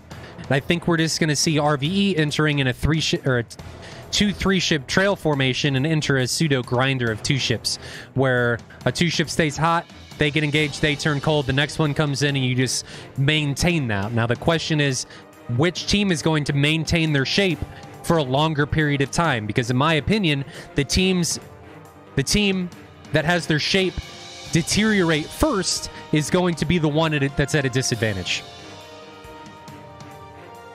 Agreed. So we're down to what I can assume is under 50 kilometers. And sure enough, Chinese Festival now definitely taking that formation. 3 fighters to the front, 3 fighters to the rear. Right. So instead of 101 engaging this initial 2 ship from RVE by himself, he's now flanked out here by a wingman. He's got 001, but 001 was in the same position he was down here to the south at Akatasi, and he was trailing behind. So waiting for the first initial Foxes to come out. We are inside 30 kilometers. I'm going to assume the first one's going to come off the wing of yours, and indeed it does. It's an AIM-7. We can assume or surmise that AIM-7 is specifically being foxed to push one of these CNF guys cold.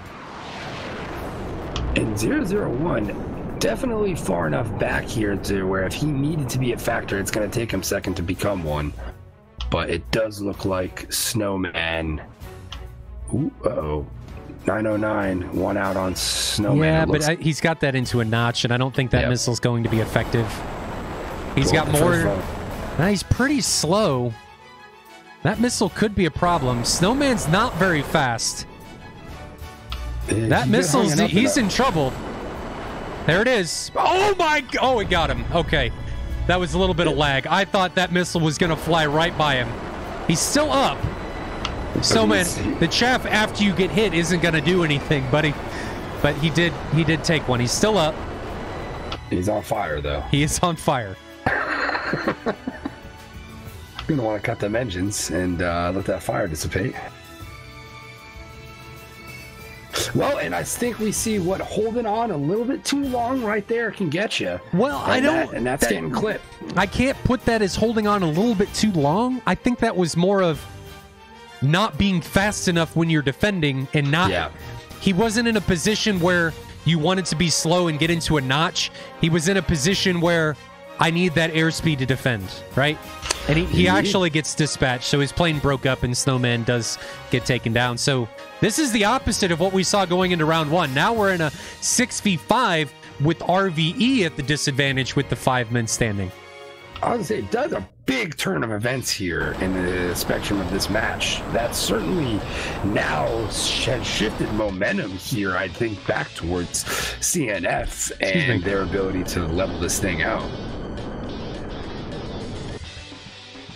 Yeah, we're seeing RVE is just a little too separated this time, and I think CNF is a little more liberal with their missiles. They're foxing a bit more. They were a little more reserved with when they were launching. It seemed like in round 1 where they would just come in, not fox, and turn cold. And Daxter... Oh, he notched it. Okay, I was like, man, you got a missile right on top of you. But he was able to effectively notch it, and that missile was dead. I definitely would agree that it seems like CNF is being the more aggressive team right now, and I feel like that is part of the fact that they lost that first one now, and you know, maybe they do feel a little bit of the pressure of, hey guys, let's step it up here, or otherwise the year's over. That looked like an AIM-7 coming off the rail. No, it's a 120. It came off the wing. That's why I thought it was an AIM-7. But 001, I don't think that's going to be effective if you're foxing on cold bandits, especially when you turn cold.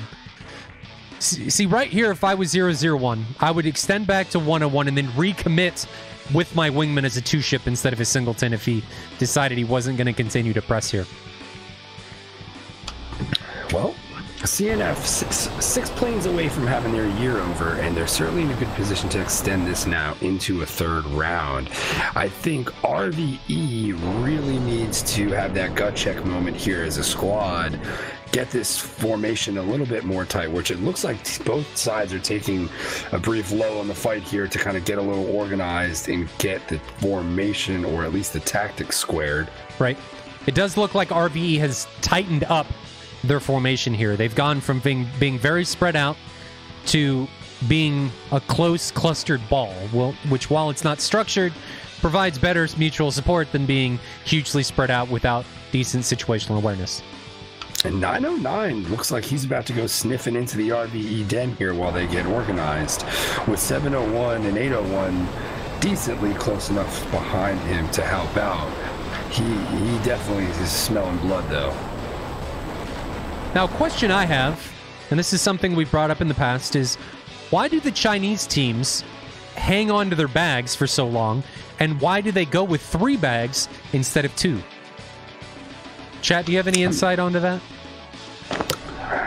It's certainly perplexing for me, at least. Well, now I say that, I look at some of the guys on RVE, and some of them do have 3 bags. Now, 909 is in a little bit deep here, so he's exchanging 120s with Daxter. Now, he immediately split S's, so I think Daxter's 120 is going to be a non-factor. Well, it's getting pretty close. Is it going to catch him?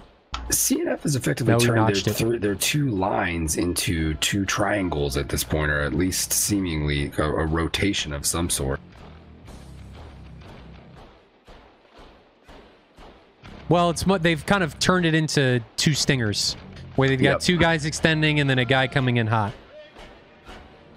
And RVE just seems to be struggling to really get any type of coherent structure moving forward here. It just feels like they're on the defense this whole time, you know? Yeah. But they were pretty lax during last round, and they were able to pick off the pilots on the CNF side when they made mistakes. Indeed. And they're not, CNF is not making a whole lot of mistakes right now.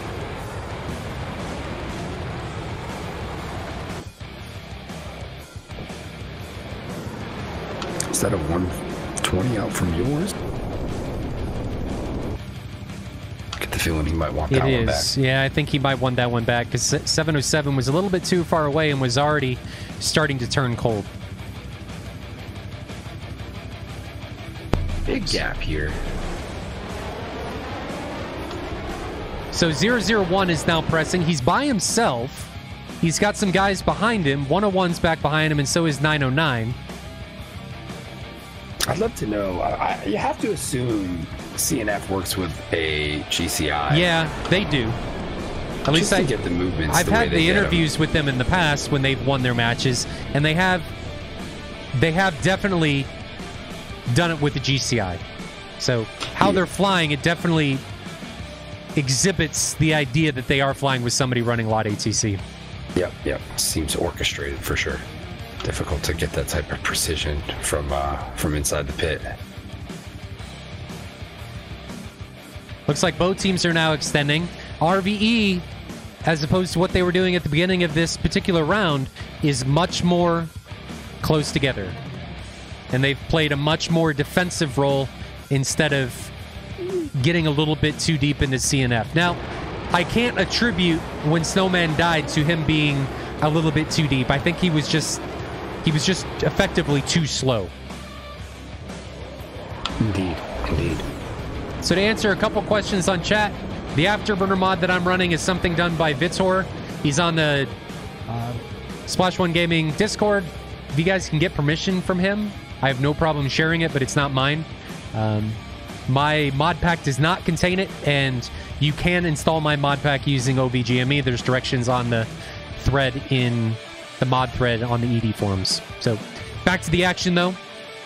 Daxter getting in close and mixing it up with 909. 909, are you going to split us? Looks like you are, but are you too close? That 120B is going to be trouble, and we can see it coming. Can we see it? No. Whoa. Looks like he may be in trouble. He may be in trouble. It's right behind him, but it's out of energy. Ooh, about as close as it gets right there. That got a sniff of his exhaust, but didn't have the energy in order to get in there with him.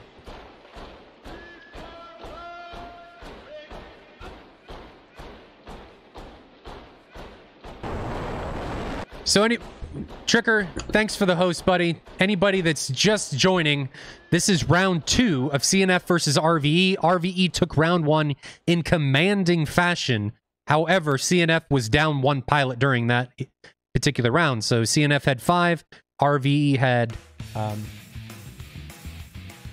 6. And during this particular round, in round 2, Snowman for RVE got dispatched early, and we're now seeing a role reversal of what we saw in round 1, where now CNF has 6 and RVE has 5. And what we've seen after the initial casualty of Snowman is this round has turned into an endurance race. It's what we're seeing is who can outfuel the other effectively, who has more munitions, who has more countermeasures, and who's able to stay in this for the long run. I feel like RVE needs to start flying like they're the team with a chance to close this thing out right now. You really feel like CNF is kind of just commanding the space, although they both now seem to be getting into these little engagements, and then everyone extends way far, regroups, and pulls back in towards center. Right.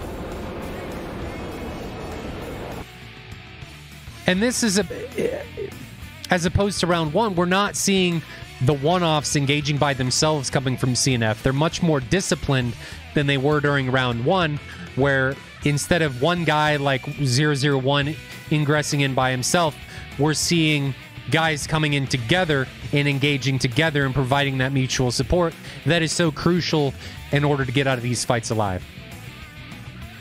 Indeed, it absolutely. And now it looks like we got a three group from RVE pushing up towards 001 and 701. 001 with 2 120s out here towards yours, it looks like. Yours and Daxter, it looks like, but both of them are now going defensive, and yours puts a 120. Just disconnected. Well, Snowman was already dead. Oh, was he? Oh, I thought I saw a plane just disappear. Maybe that. No, he was dead already. All right. So all those 120s that were fired are now rendered ineffective as all of the pilots. Well, no. Yours actually puts a 120 on 701, and I don't know that he knows that's coming. He's now Still defensive, but that missile's out of energy. So disregard what I said. I thought he was going to be in trouble as he was defending really late, but that missile had no energy as it was getting within the realm of making 701 worry about it. And now we look at 701. 701 has all of his weapons still. Interesting. I was gonna say, do we think, is this given the feeling that we might have a fuel situation towards the end? It seems to be getting dragged out right now. We saw 707 run out of fuel during round 1. Now there is a Fox 2 inbound on 707. He's not defending it yet. No flares. He's not in gates, but he's full mill. So will this ET have enough energy to do anything by the time it reaches him? If 707 stays on this course... He's lower than that missile, too. Yeah, so but it's going to be out of energy. He's turning cold now. Yep. So that could have been trouble coming from yours, but now that he's cold, that missile's going to be a non-factor. They are both really avoiding getting into a big confrontation here, that's for sure. The separation between the two groups is a lot further than I think we normally see in any matchup, for that matter. So again, like you just said, both these teams playing much more defensive than they did during round 1. In this particular instance, 707 is a little bit isolated over here to the east, and I might like to see a couple of the RVE guys maybe try and prosecute on him being by himself, and maybe Seal and Tito try and drag the remaining 5 away and capitalize on this isolation that 707 has caused for himself. Now, 701 may be in trouble here. He's trying to get into a notch, but he does get into a notch as that 120B loses track of him as 701 dumps chaff and is able to scoot away from that 120B that was put on him by Seal. Did Daxter get out in time though. That 27's moving on. Yeah, that ER though should be dead as 707 gets away. That thing's not being guided anymore. I get the feeling losing Snowman early spooked out RVE. Yeah, because it definitely seems like they've been playing a little bit on the fence as a result of that. And that was something that I touched on at the beginning, that this isn't, it's not just the numbers, it's the mental factor that plays in when you lose the first pilot. Now, Tito trying to get that ET off. Is this going to be the same thing that we talked about during round one? He's defending really late, and that 120B may be in trouble as it comes in here. And it is. It's the same thing that we saw happen during round one. They wait a little bit too long to defend these missiles to try and get that return fire of that ET that they think somebody's going to fly into. And guys, in SATAL, it's not going to happen with that ET. And Tito pays the price and gets slapped in the face by that missile staying in there a little bit too long, trying to get that defensive ET off the rail. Just holding on too tight in the last moment there. Should have let go a little bit sooner and folded them. Well, now CNF definitely having two-man advantage here. RVE certainly backs against the wall here in this round, and it looks like CNF might be able to do what they need to extend this into a round 3. If we look up here at 101, he's got a sneaky AIM-9 being put on him by Daxter. So if he would have maintained his course of staying hot, that would have been dead. But I guess he saw it, even though that was a long way away. It wasn't that far. But he turns cold. And I'm just making assumptions on why he's turning cold. But Daxter could have had a decent chance at that sneaky AIM-9, but 101 wisely listens to his intuition and turns cold and doesn't eat that AIM-9 in the face. Now, we could see our first merge coming between 909 and Yours. I don't know that these guys see each other. Yours definitely sees 909, and that 120B coming from Yours is going to be trouble because we're inside 10 kilometers. Yours has a 5,000 meter altitude advantage coming in here, and 909 pays for it and gets pimp slapped by that 120B coming in there. And 909 is down for the count. And now it looks like RVE down when they lost that 5th guy. Now they're spreading things out a little bit more, and I'm not sure how that's going to play with what CNF is running here. We might be able to see RVE snap off another one of these Chinese festival fighters and level things back out again. And well, it certainly seems possible. A lot of that had to do with 909 coming in there by himself.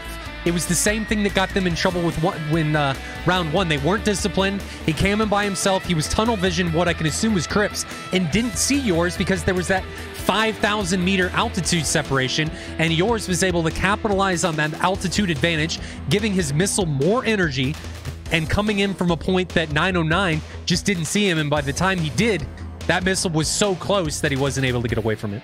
Just too late. Yep. All right, and it looks like Chinese Festival now starting to at least move the line a little bit closer in towards RVE. You have to think CNF smelling the blood in the water, even with the man advantage right now. The urgency to close this out has got to start setting in for either of these two teams. They've got a man advantage, but it all depends on how they attempt to capitalize on that advantage, and how they're doing it right now. It doesn't really look to be effective. Yours was going in to try and flank 801 and 701, but wisely decides to turn cold, throws his engines back in idle, dumps some flares, and that ET is going to be dead. Indeed. Now, Daxter and Crips look like they're pushing north to prosecute on that 3-pack, but I don't think that's going to be in their best interest, although it looks like they're going to engage with at least 2 of them. I think they need Yours and Seal to really square up and get in a better position to help them out here, depending on what 701 and 801. Now, that AIM-7 looks like it's on 101, and now Crips and 001 are now head-to-head. So do we have any type of altitude difference between all of these? No. 001 and Crips are at the same altitude. They're both very low. Now, I'd like to see Daxter recommit here, stay high, and be able to provide mutual support on Crips. The reason this is important is because when you have this altitude disparity between yourself and your wingman, it makes it very difficult when you're engaging a singleton or even a 2-ship that are at the same altitude level. Meaning, maybe they're at the level of your wingman. They can only look at one of you. They can both look at either one of you, but odds are they're only going to look at one of you, and they're not going to know the other one of you is there, especially if you're using a Su-27 and you're able to engage them with your EO sensor or your ERST.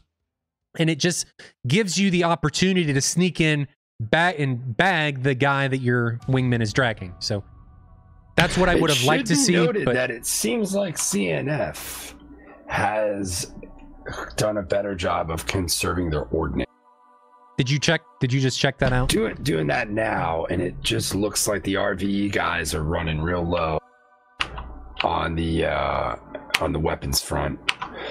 Now, Seal being really the only one. Yours could be in trouble. That 120B is going to be trouble. He's defending now, but I think he's dead. Yeah, that's got momentum. Yeah, he's dead.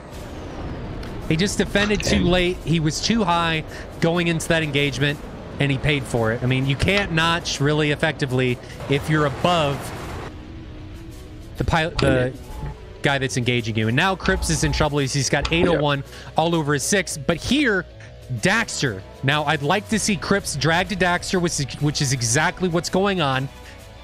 Is Daxter radar off? He knows 801's there. That is what I can assume is a 120. Indeed it is, and it is close. It's inside 10 kilometers. So that B is going to have plenty of energy by the time it reaches 801. But 801 gets into a notch, and that 120B is effectively dead. Yeah, he pulled the right maneuver at the right time. He did for sure. But Daxter's able to get Cripps out of the shit. Yeah, exactly. No, and just stringing this out to credit to RVE for just not sitting down here. This has been impressive. They're keeping themselves in it, but yet not able to really pull ahead of CNF in any fashionable way here. Now, CNF has seemingly reorganized themselves and reformed back into this 3-ship, 2-ship wall that we saw at the beginning, which I do like to see. They're providing mutual support, and now Cripps, Seal, and Daxter are getting pincered on 3 different sides. And Seal, man, if you don't turn around, you're going to get crushed. And that ER, Foxtrom, that close. I guess they're both really low. How low is Seal? Yeah, they're both really low. CNF realizing now they have quite a bit of ordnance for what the task left at hand here is, and they seem to be a little bit more loose with the trick. Everybody's low, though, here. We have really lost the altitude in this whole thing. RVE, everybody under 4,000 right now. Now, if either one of these teams, I think it would have been hard for RVE because they're down in numbers. But if, let's say, CNF was able to maintain their altitude, they, in my opinion, would have had a much better time being able to come into this engagement because they would have been able to capitalize on their altitude advantage, have the better situational awareness in being able to pursue these low bandits, because it's much more difficult to sort multiple bandits, in my opinion, when you're low, trying to turn back in hot, because your sensors don't... It's harder to look up, in my opinion.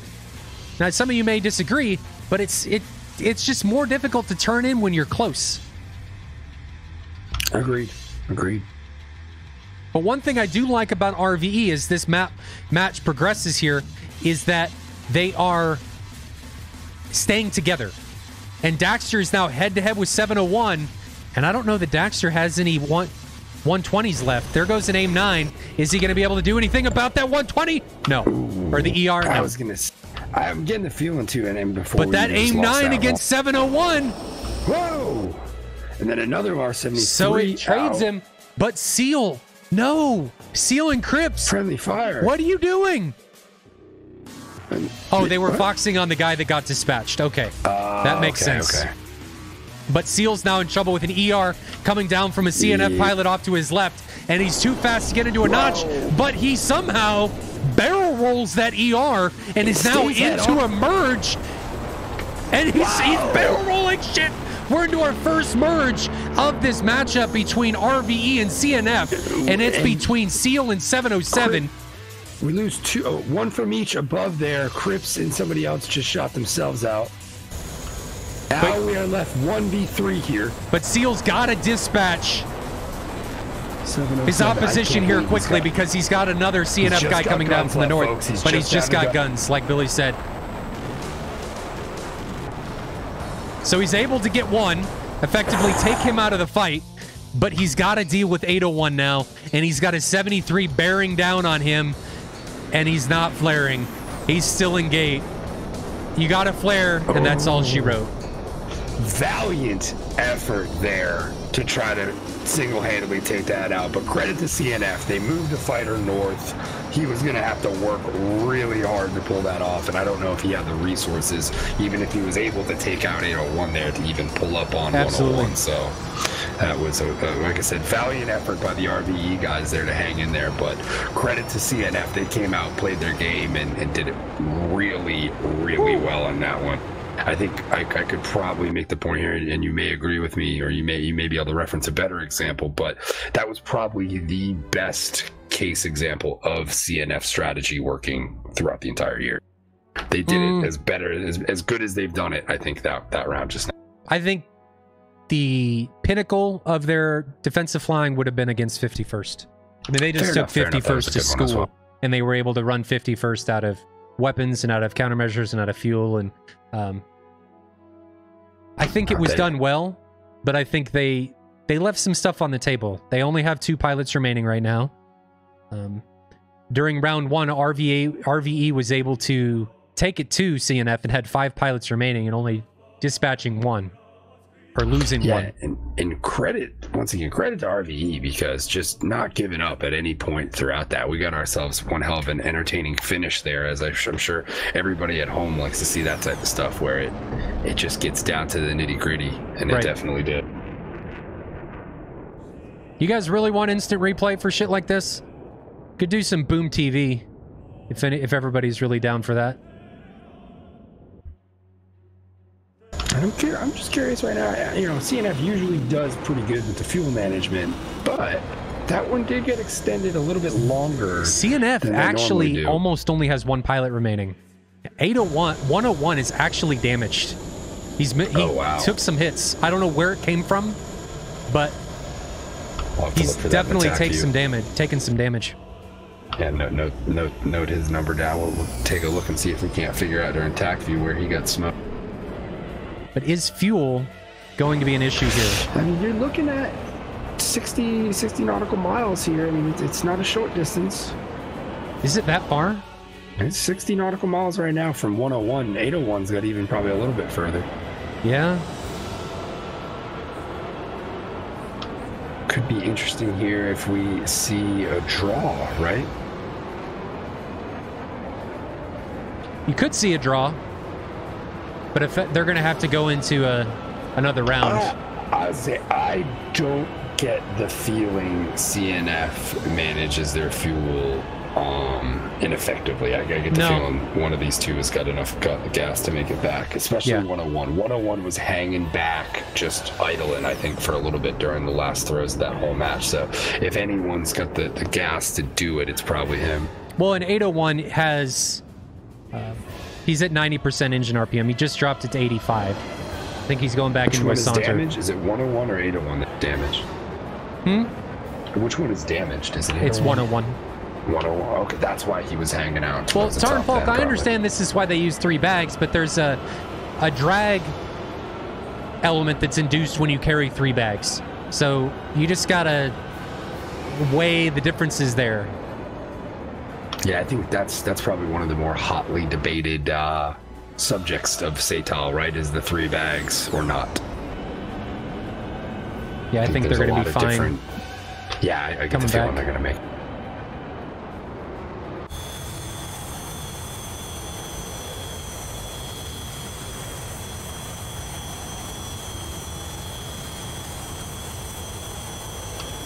So just waiting to see if these guys are able to RTB. If they do make it back successfully, we will be all tied up at 1 round apiece.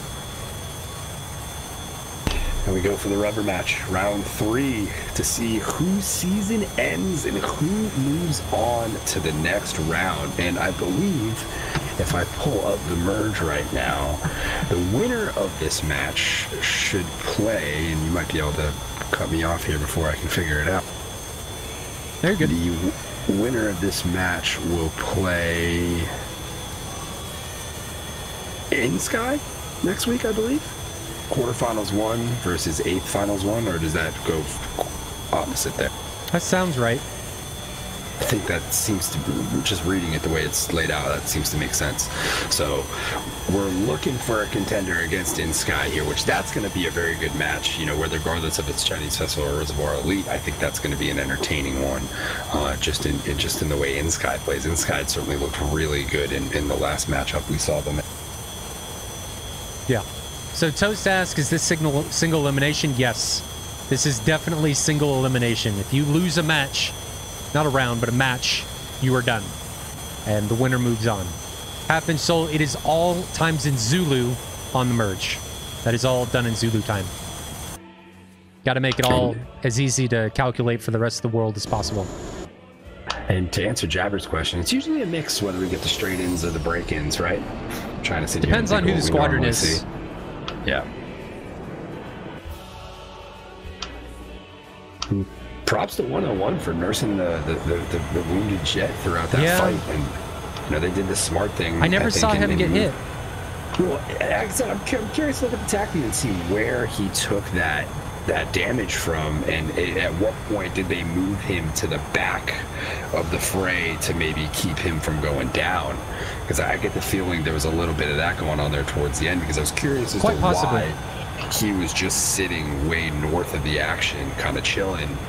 And now that makes a whole lot more sense, because he was not as combat effective as we probably thought he was. So just still watching these guys, 801 and 101 RTB. After a close matchup, I think it was... Sorry, a close round. I think it was closer than it needed to be, especially because CNF dispatched one of the RVE pilots so early. I think they allowed RVE to capitalize on some of the mistakes that CNF made, and it made this round 2 closer than it should have been. I think CNF should have gotten out of this with more pilots remaining than they did. Agreed. Would they lose 2 in the last minute there? I think, right? Yeah. So I definitely lost a little bit in garbage time there, if you will. But I think that can happen here. Like I said, you know, these matches, man, it can go from looking like clear sailing, you're not going to lose anybody, to oh my God, we just lost 3 people in the span of a few seconds. It feels like it can just the weather can change that quickly around here. You know? Right. So I think these guys are going to be able to make it back. 801 still sitting around 83% engine RPM. How high is he? He's 4,000 meters. He's not very high. And I think 101's actually in a worse fuel state. He's down to 72% engine RPM, but they are descending. So I think they're going to be fine coming back, and I would assume they're just going to do as Jabber said, a boring straight-in approach just to make sure that they get it on the ground.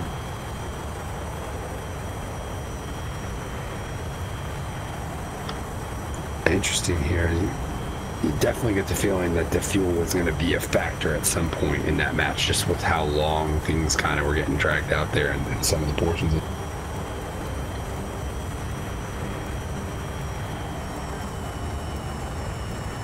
Now, to bridge the gap here before these guys land, Billy, what do you think RVE could have done better to maybe swing this particular round in their side and be able to have ended this round or this match right then and there?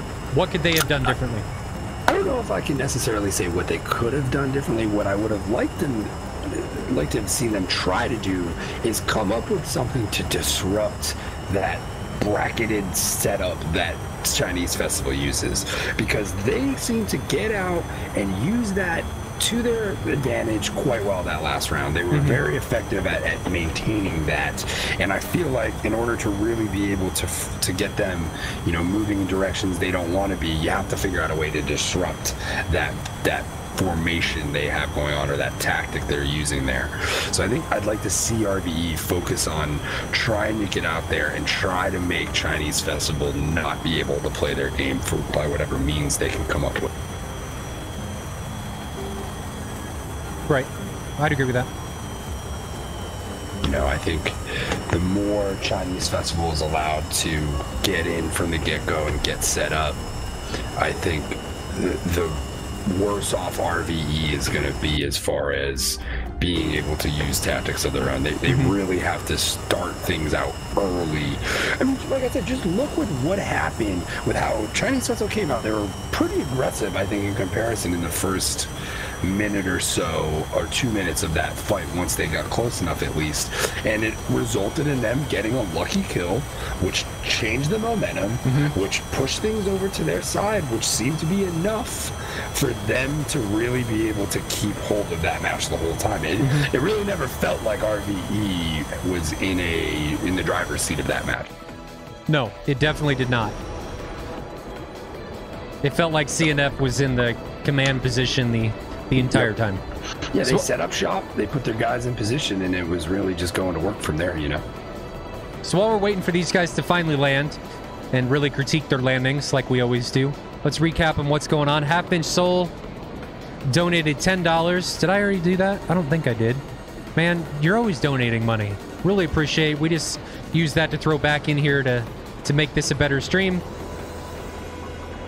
Intus, thank you for the follow. Half Inch Soul gifts a tier 1 sub to Coxie99. Welcome, Coxie.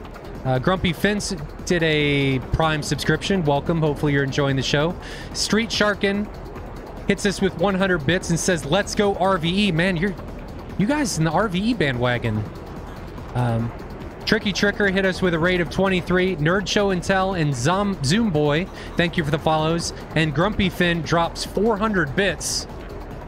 Thanks for the bits, guys, and thanks for all of the contributions. We just use that to make this better, and everything goes back to making this show as good as we can for you guys, the viewers.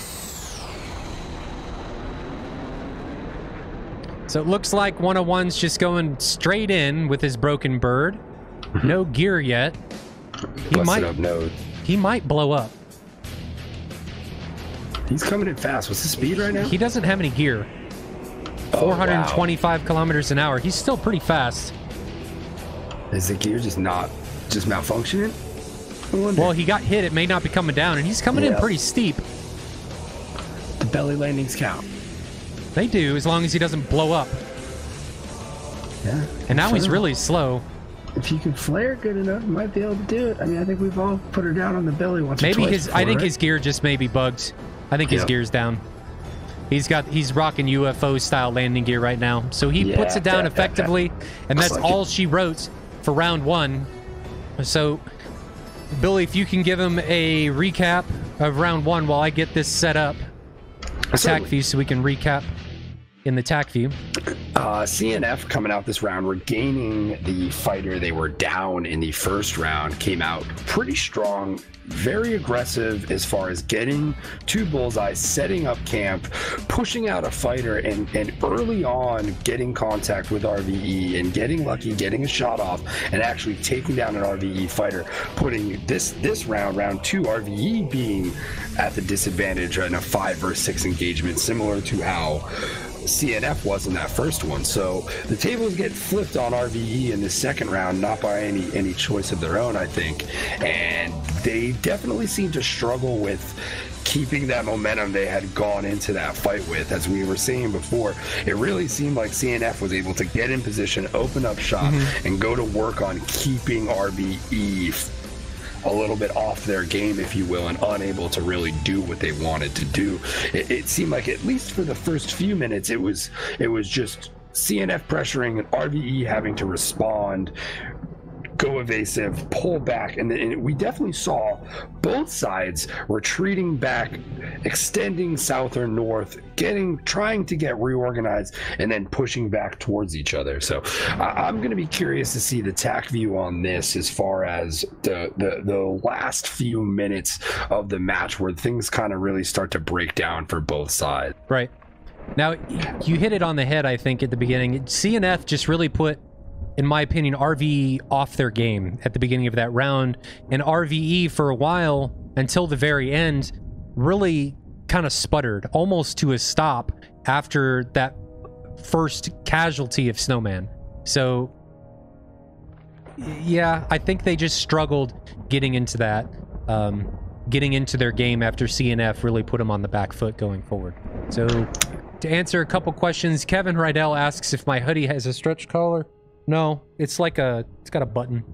It looks like they want a weather report to you guys. Their weather is, I believe, as we discussed earlier, completely null, right? It's just even weather, correct? Just clear. Yeah, yeah. And Bullet, no, I'm not wearing a Snoogie. No. I did not partake in the infomercials that much. So, SATAL Snuggies. Hashtag get your merch while you can. Should we do that? The SATAL logo on a Snuggie? We should do that. Okay, so into the TAC view here. To recap what happened, nothing really happened for the first couple passes. And then, well, I take that back. Snowman, it was actually like in pass 1. So what am I talking about? Nothing happened in the first couple passes. And it's that ET. He waits too long to defend, tries to get this ET off the rail. And then, boom. Or I guess it was an aim 7. And he's too slow and just dies. And pays for it. So he dies, and that RVE after that just really gets put on the back foot. And they have some close calls and dispatching a couple of the CNF guys, but they just could get put on the back foot. They don't really get a good way to recover. And right here, this is when, is it Daxter that gets taken down? No, who gets taken? Tito. Where's Tito? Tito, right there. Okay. Tito just doesn't defend. I don't know what happened here. We can look from his perspective. But he just doesn't... Seems like he just doesn't defend this engagement. He gets an ET off. This was the one that he just waited too long to defend. Not Snowman's. It was Tito's. And he just waits to get this ET off. And we can watch from his perspective as we go through this. And he just waits and waits and waits and waits and waits. He's not defending yet. Still not defending. Where's that 120B? The 120B is right here. And he gets the missile off. He starts to turn, but by this point, it's too late. He's not fast enough to put enough distance between him and the missile. And he just dies.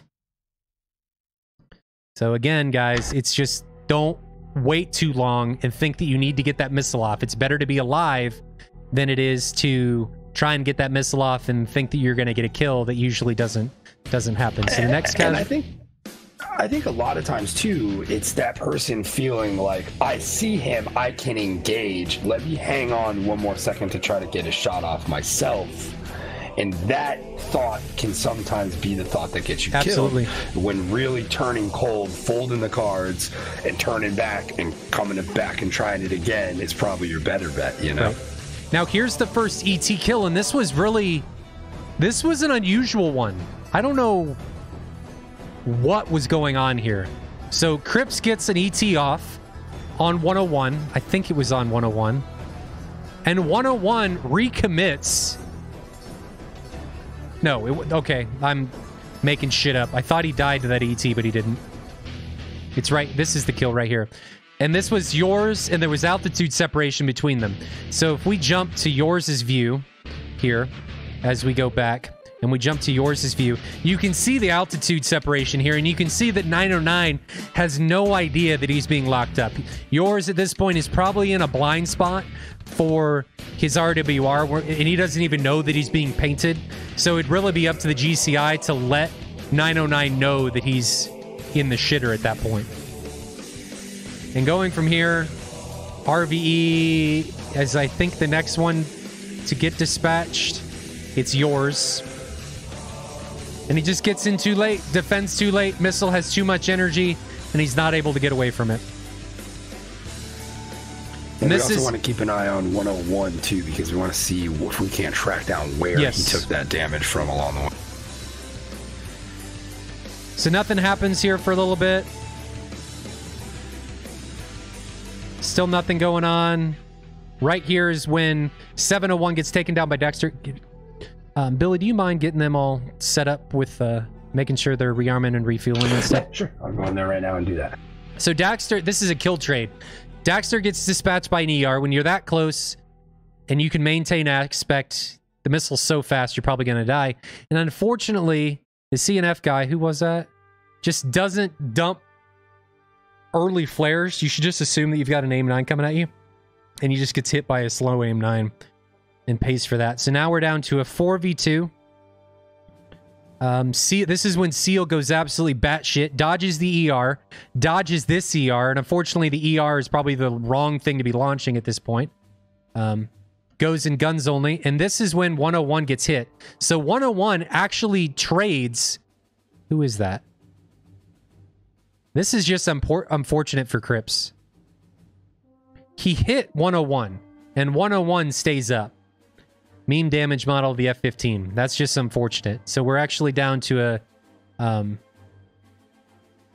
I guess 707 gets killed. Yeah. And that's just unfortunate for Crips. It could have turned out a little bit different going into this engagement if Crips had lived. So we'll jump here, first person view, and we can see this engagement from Seal's perspective. So he's kind of all over the place, but that's how it usually goes for the F-15. Dispatches 701 there, and then he just can't do anything against 801 here. I'm going to assume that he doesn't have any flares. He's trying to defend these heaters, doesn't have the energy or the AOA to be able to get away from that missile, and that's all she wrote on round 2. So we are going to move on to round 3. This is the deciding round for match 1, the eighth final between CNF and RVE. I honestly, Billy, have no idea who's going to come out on top this one. I really don't either. This, to me, could go either direction. I'm going to go ahead and say the team that is more aggressive in this match is going to win. I've been wrong before in this department. Sometimes the playing uber defensive can the long game of attrition can benefit you and you can pull out the win. But I really feel like whoever's going to win this next one is going to be the team that comes out and is the most aggressive in the opening portions of this round. So we'll see. That's what it seemed like in the previous 2 rounds, that the team that got the first kill is the one that came out on top. And it's that mental edge that you get from dispatching or being the first team to get a kill, and then the other team having to overcome that on top of overcoming the numbers disadvantage seems to be what is catapulting these teams into victory. Now, another thing we have to consider is Sochi on both sides of this has won. That's true. That's true. Sochi definitely being the winning airport today, at least with a little bit of luck on its side. So we'll see what that does for CNF, or actually RVE, pardon me, heading into this.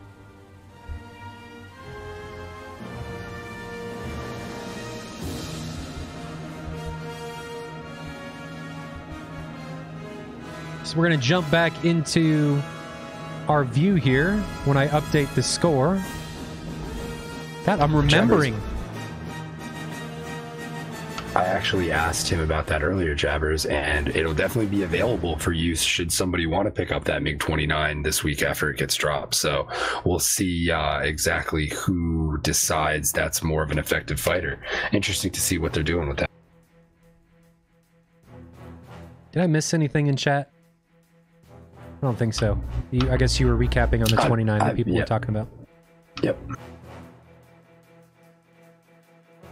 So let's get back into the action. We're going to watch RVE depart again.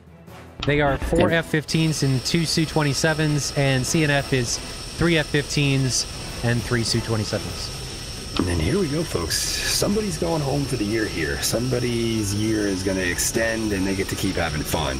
So this should be good. Hopefully both these teams come out and play like their season's on the line here.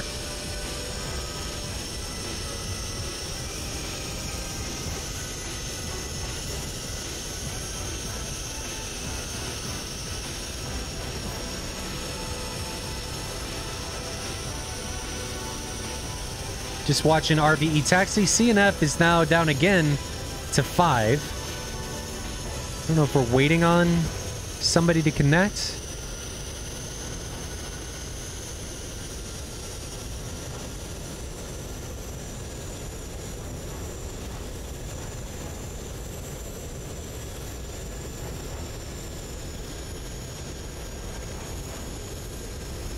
So are we having a numbers problem with CNF again? I think so.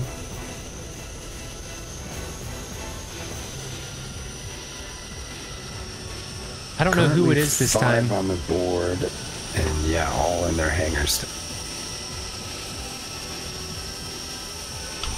That could certainly spell disaster for CNF.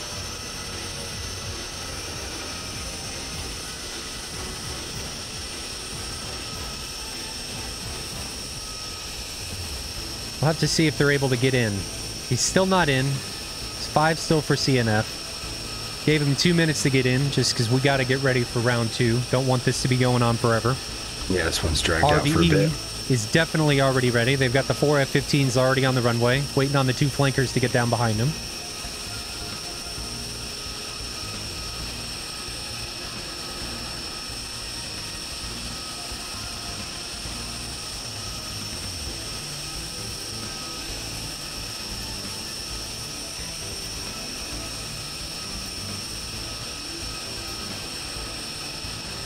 Now, I'd like to see RVE be a little more aggressive going into this round. I think they were a little too lax in round 2.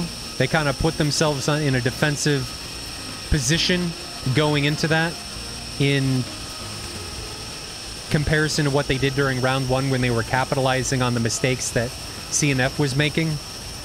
And maybe that's just because they felt like they wanted to play a little more defensive because they had the round advantage, but I think that actually turned out to be their downfall, where they were so defensive that they weren't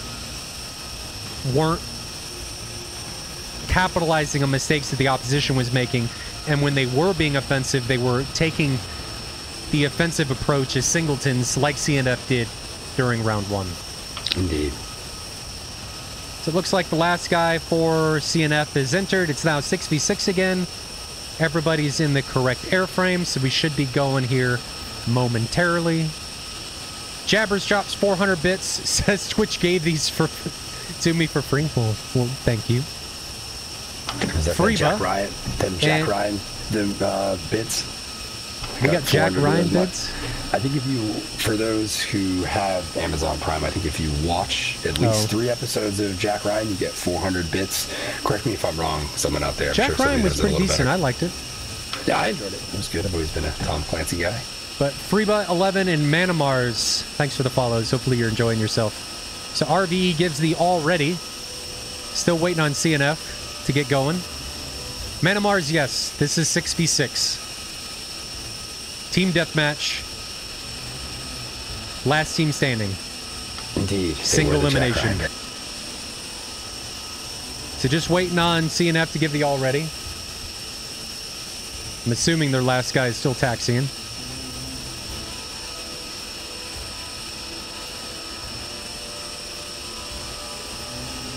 Come on now. Now, does RVE take that wet approach, feet wet approach? That's a good question. Do they force this fight out further feet wet, like they did during round 1? Because we definitely saw it wasn't as extended far out over the water in the last round as it was in the first round. So we'll see if we go back to the way things were with the position swap. I frankly want to see RVE come out and really push things. I think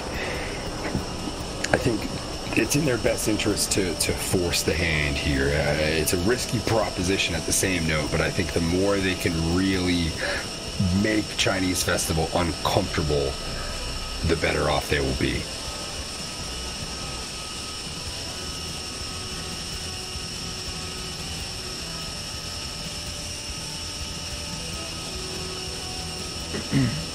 A little bit of confusion on the CNF side. I guess they weren't ready, though they said they were ready. So I guess they're going to have to just take off when they can. Let's check and see what they're doing down here. They're just going to be at a little bit of a disadvantage coming into the bubble. I think you've given them ample opportunity to get their act together. I like to think so. That could have just been a language disparity, as CNF is Chinese. Indeed. But as big as the bubble is, I don't think it's going to play any type of role. They have 5 minutes that they have to control the bubble once they're the only team that enters. So they should be okay. I'd surmise with the way RVE is staggering, they're only going to be about 20-30 seconds behind. They'll be a couple minutes behind, but they're fine. Yeah, it doesn't seem like that's going to really affect things.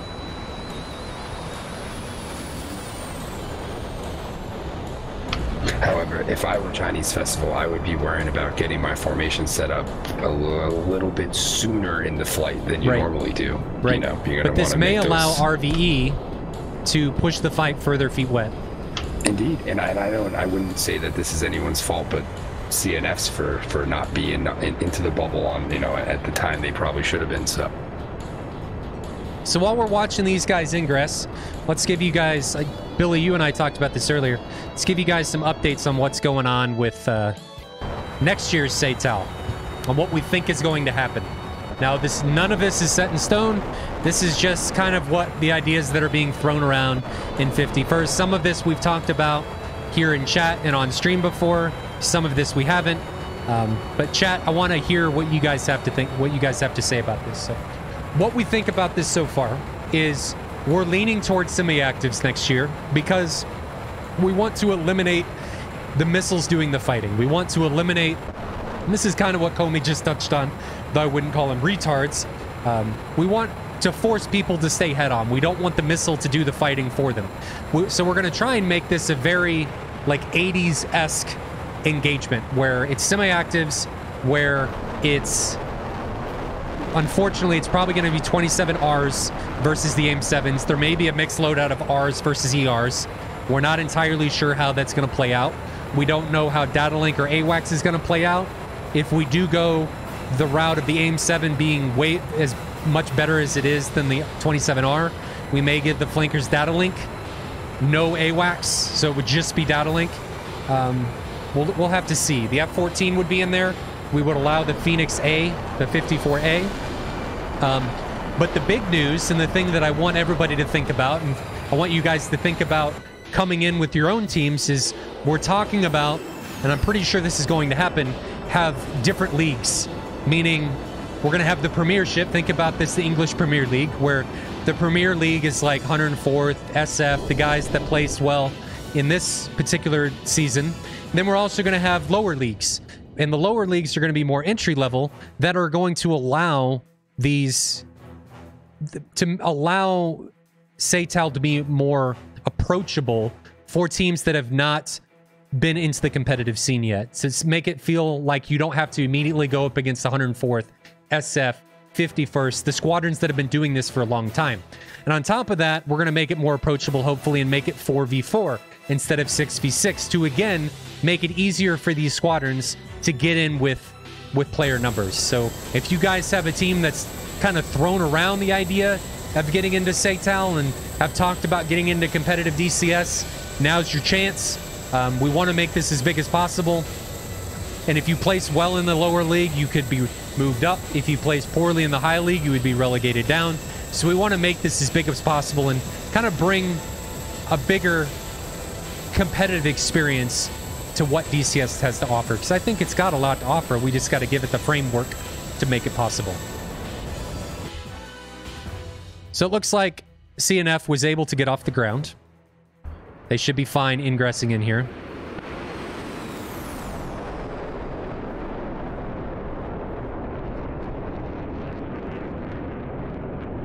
I believe Rios will definitely be included, Wild Boys, right? Yes, Rios will definitely be included. So you don't need to worry about a Rio counting as your pilot. It's the airframes that are counted. So if you have 4 aircraft and you have 4 F-14s, you're obviously going to need 8 players to do those. It's just based on the actual planes themselves, the modules. All right, and it looks like RVE is definitely pushing feet wet again, trying to drag this out over the coast. They're pushing way out feet wet. And this is what we saw them do during round 1. And I don't know if this is part of their game plan. I'm guessing it is. But they push significantly further out into the water into the ocean than the CNF side did when they were in this position coming down from the north. And it seems like CNF now kind of starting to get their act together, forming up with one trailer and then seemingly a 3 flight in the middle. Is that a 3 flight? No, 2 flight. And I think it's 3. Are we miss? No, it's no. It's a 2, 3, 1. And a single. Yeah. You had me confused there for a second. Yeah, me too. It was strange. I think that's basically just that singlet in the back was the guy who was struggling to get in on time. So we'll see how this affects. CNF is, I think one of their big pluses for them is being able to get in and set up that formation early and effectively. Right. That has clearly been turned upside down here for them. So we'll see how they are able to kind of deal with that element heading into the first, connection at bullseye here, and whether RVE smells the blood there and is going to push hard and fast in to try to maybe disrupt some of them being able to set up. It's certainly the stage is set for them to have the opportunity there to get in and really not allow CNF to do what they want to do. Right. So I think, like I said, it's really going to be incumbent on CNF and how they can kind of adapt with what's going on here in the first minute or so. I think it's just going to come down to what we talked about previously. Who is going to be the more aggressive one coming into this fight? Who's going to take the aggression early, and who's going to capitalize on singletons and mistakes made by the opposition?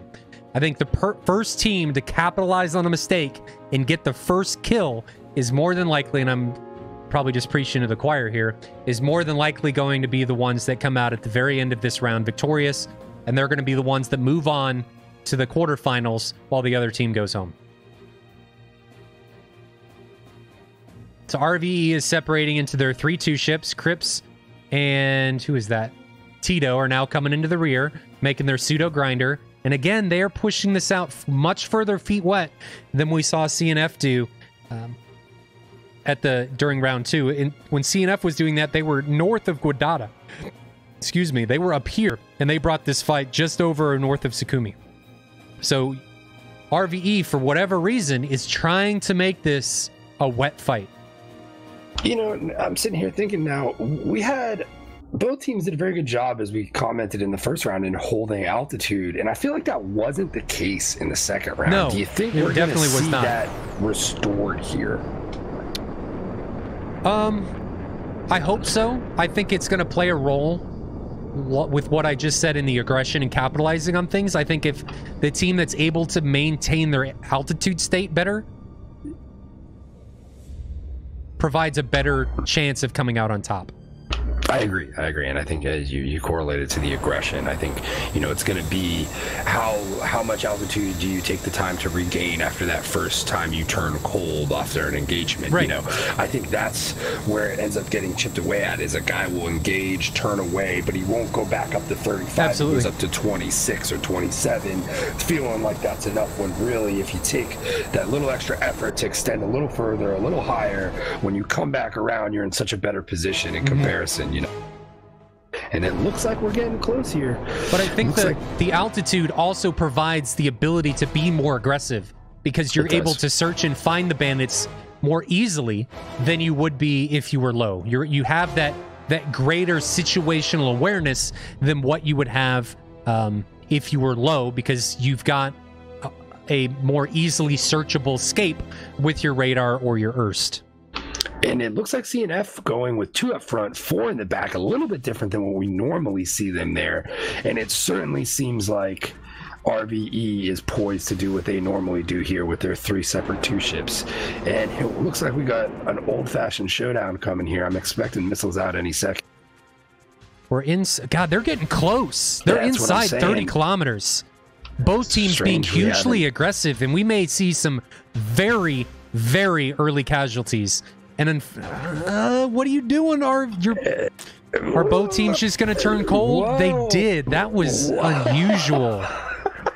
Man.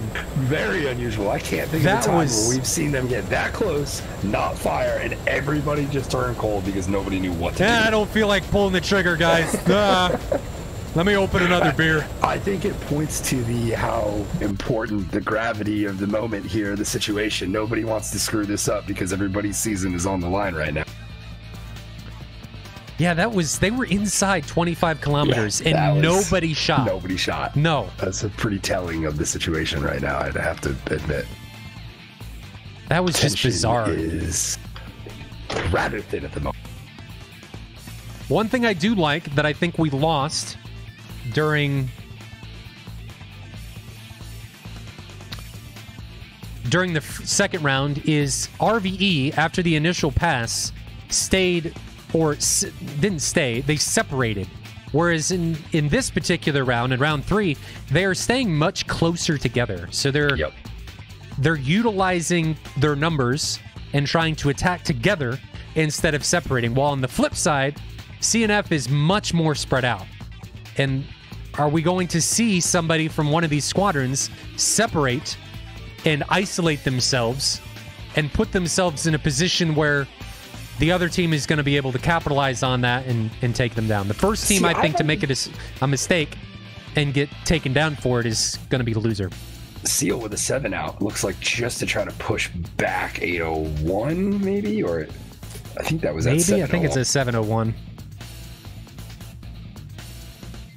But again, this altitude, staying at the same altitude and not really having anybody coming in quickly behind makes it really difficult to get any kills on these initial shots, because they're just going to turn cold. They see both of you. They're not threatened by anything, so they're just going to turn cold and they don't have to worry about anything. But while I say that, my mind's also telling me that, hey, Ryan, they also have GCI. So while you may have altitude separation and the pilot in the pit may not see you, GCI is probably going to be able to see you and is relaying that information to the pilot in the pit, making the defensive decisions.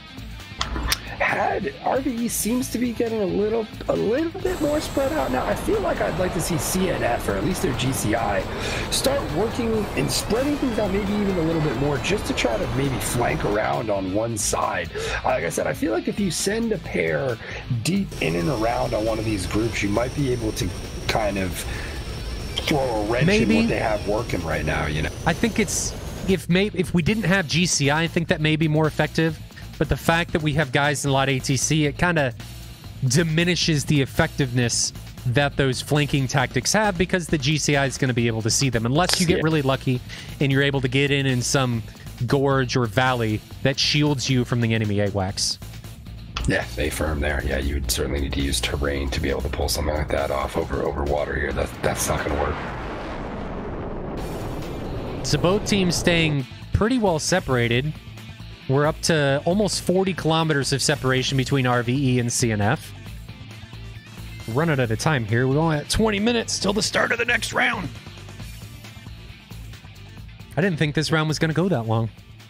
Well, I think it was the second round, really. That one seemed to drag out the longest so far. No one wanted to get into it for a little bit there.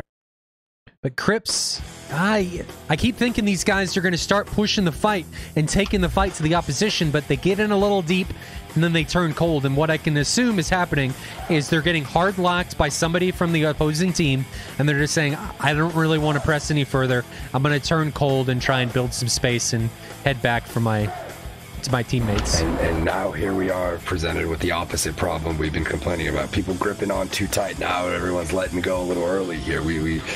It's gonna take somebody taking the chance to hold on a little bit longer to possibly get the first kill of this match. I'm gonna make that prediction right now. Someone's gonna have to put themselves into a risky position to make it happen. Well, and I think a lot of it's going to come down to, like I said at the beginning of this round, who's able to utilize and maintain their altitude better. And right now, it looks like RVE. I would agree with that. By a substantial margin. I see by guys 3 to 4,000 meters. CNF under 10,000, not even haven't been engaged there. 5,000. Look, 909 approaching hot at 6,000 feet and descending. And this is where yours got some kills earlier because he was higher than his opposition. And I think if RVE is able to maintain this, as long as they're scanning low and they're making sure they're not getting snuck up on by somebody from the CNF side, them staying higher, if CNF continues to let their altitude deteriorate, is going to give them a significant advantage in bringing this one home for their side and advancing into the finals. Agreed. Right now, feels like momentum's with RVE. Yes, because as this progresses, CNF is continually getting more spread out. And if we look and use 909 as an example, he is continuing headlong. Now he's in a saunter by himself, and he has significantly separated himself from anyone even remotely close to him. Yeah. So the closest guys are 101 and 701, and they are separated by 25 kilometers. Yeah, nobody's there to help you. You are by yours, yours and Snowman, smelling the blood, heading in to try to take out 909. 701 hopefully is full gate and giving it everything he's got, because I think 909 is going to need it. And here we go, 120s. He's still hot, and yours is within 14 kilometers. 909's down turning cold, and I think 909 is going to have the energy to outrun that 120. Now yours should have the energy to outrun the 120 on him. I think he does. Yeah, he does. So both of those were non-factors. I get the feeling Tito and 801 might be destined for a little bit of a mix-up here. Maybe. Snowman putting one out on what looks like 701. But all of these guys from the CNF side are lower than their counterparts on the RVE side. And I keep saying that at a disadvantage. Well, I keep saying that it is, but we'll have to see if that plays out in practice. There's an ET coming from 701. Tito is turning cold, and that missile's lost track. So turns cold at the right time, staying disciplined, didn't have to drop any countermeasures. Just making sure that Daxter doesn't eat a 120 here as it flies by him. Should be harmless, should be really low. No? Yeah, it was much 4,000 meters lower than him. It always just gets a little intimidating as you see a missile slowly encroach on somebody's position and you don't know if it's going to hit him or not. ER is coming off of 707 here to the north. That's going to be on what I can assume is SEAL, but that's a long ER shot on somebody that's going to immediately go defensive. I'll tell you what, if I'm RVE here, if I'm GCI, just drag them lower. Just keep pulling. They don't like being over the water. Just look at it. Yeah, they really don't like it. They really don't. Just drag them out further over the water, and I think you might pick up just enough advantage to be able to snip one or two there. Rage asks if 701 took a hit. Nope, he's clean. This is 701. But some of these guys, again, from the CNF side, have a lot of missiles, a lot of munitions remaining. They are very good at holding their shots. They have that composure ability to seemingly not shoot missiles in situations where they really shouldn't. Do they hit every time they fire? No. But they do seem to play it smarter than most of the other squadrons. Although it looks like Daxter and 10001. Yeah, but Daxter playing it smart and turning cold. But this is, again, if he would have had a wingman, if CNF 001 pinged up Daxter and hardlocked him, his wingman could have pressed him. And when you go into these engagements by yourself, it makes it much more difficult to press the advantage. Instead, what ends up happening is both teams turn cold and nothing happens. Which is fine. You're just not able to capitalize on seeing the advantage as it presents itself. Indeed.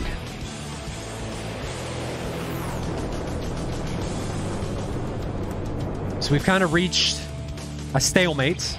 Both teams have 6 pilots remaining. Yours puts a 120 in the air on either 909 or 801. Both of them are remaining hot. Can't tell who that's on. 801 puts an ET in the air, immediately starts going defensive, but 909 is still hot. But I think that 120B is on 801. Split S from the 909 for sure. But that other aim... Yeah, he's extending far enough. He should be good. Yeah. Look at RVE right now. Yeah, look how close they are together. And look at this grinder that they've created. Indeed. Going into this. And I just keep looking at CNF, and they seem very spread out. Very spread out. They are, and their altitude is slowly deteriorating. I'm seeing more and more of them down at 1,000.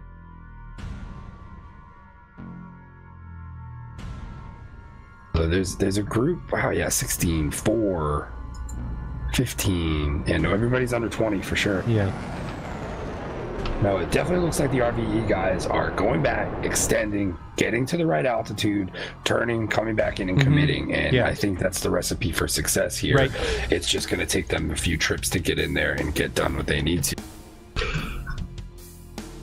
Although it doesn't seem like anybody wants to engage at the moment right now. Everybody's scared to really kind of get stuck in there for too long and get Well, we're seeing a couple of the guys from RVE here recommit. Daxter's recommitting. Seal's recommitting. I'm going to assume we're going to see yours recommit here soon.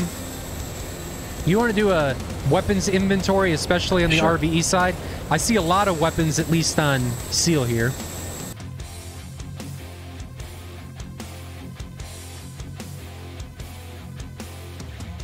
Most RVE's definitely put out some. Looks like CNF for the most part is regaining a lot of their missiles. Seeing a couple empty rail spots, but not much. Definitely have more than RVE at this point. Right, and the longer RVE stands off, the longer they allow CNF to regain their altitude. However, as I say that, I'm watching 707 as he egresses away from the engagement area. He's dropping his altitude. So maybe he got locked up. Oh, he's evading at aim 7. So maybe he thinks he's got a Pitbull 120 that he's got to defend against. But this is much more defensive than what we saw during round 1. But what I like on the RVE side is that they're staying much closer together, and they've got a much better grinder going on. Now, the pseudo grinder that we saw earlier, which was an actual grinder, has seemingly dissipated, but they're still very much tightly packed together. So they have that mutual support, and this is what I think got them in trouble at the beginning of round 2. They spread out. They went into these engagements one at a time, and when Snowman did it, he paid the price, and that's what allowed CNF to get that numbers advantage and then dismantle them going forward. Now, Agreed. Snowman, do you have the energy? Yeah, you just get the feeling there's more discipline from RVE in this right now, round. Yes. And I'm not sure if there's intention on CNF to split into 2-3 groups. Well, this is what ended up happening to RVE in previous rounds. They would segment the battlefield, and I don't know that it was intentional, but you'd have, think of CNF as RVE. You'd have 2 groups fighting 2 independent battles. Now, it wasn't always 3-3 or 2-4. It was a mismatch or a mash of different things, depending on what round it was. But this is what would end up happening. And actually, we're seeing RVE develop into that as Crips and Tito separate from the main force. Now, hopefully, Crips and Tito, if they turn cold and they don't get dispatched here, they regroup with the main flight from the RVE side, and they don't just stay down here isolated by themselves, because that in previous rounds 707 just turned in to cut them off at the pass. I don't know if you caught that, but it looks like because I saw it looked like Tito turned away before shooting. He did, I think but he got locked up from the this north. is a very good position for RVE to be in.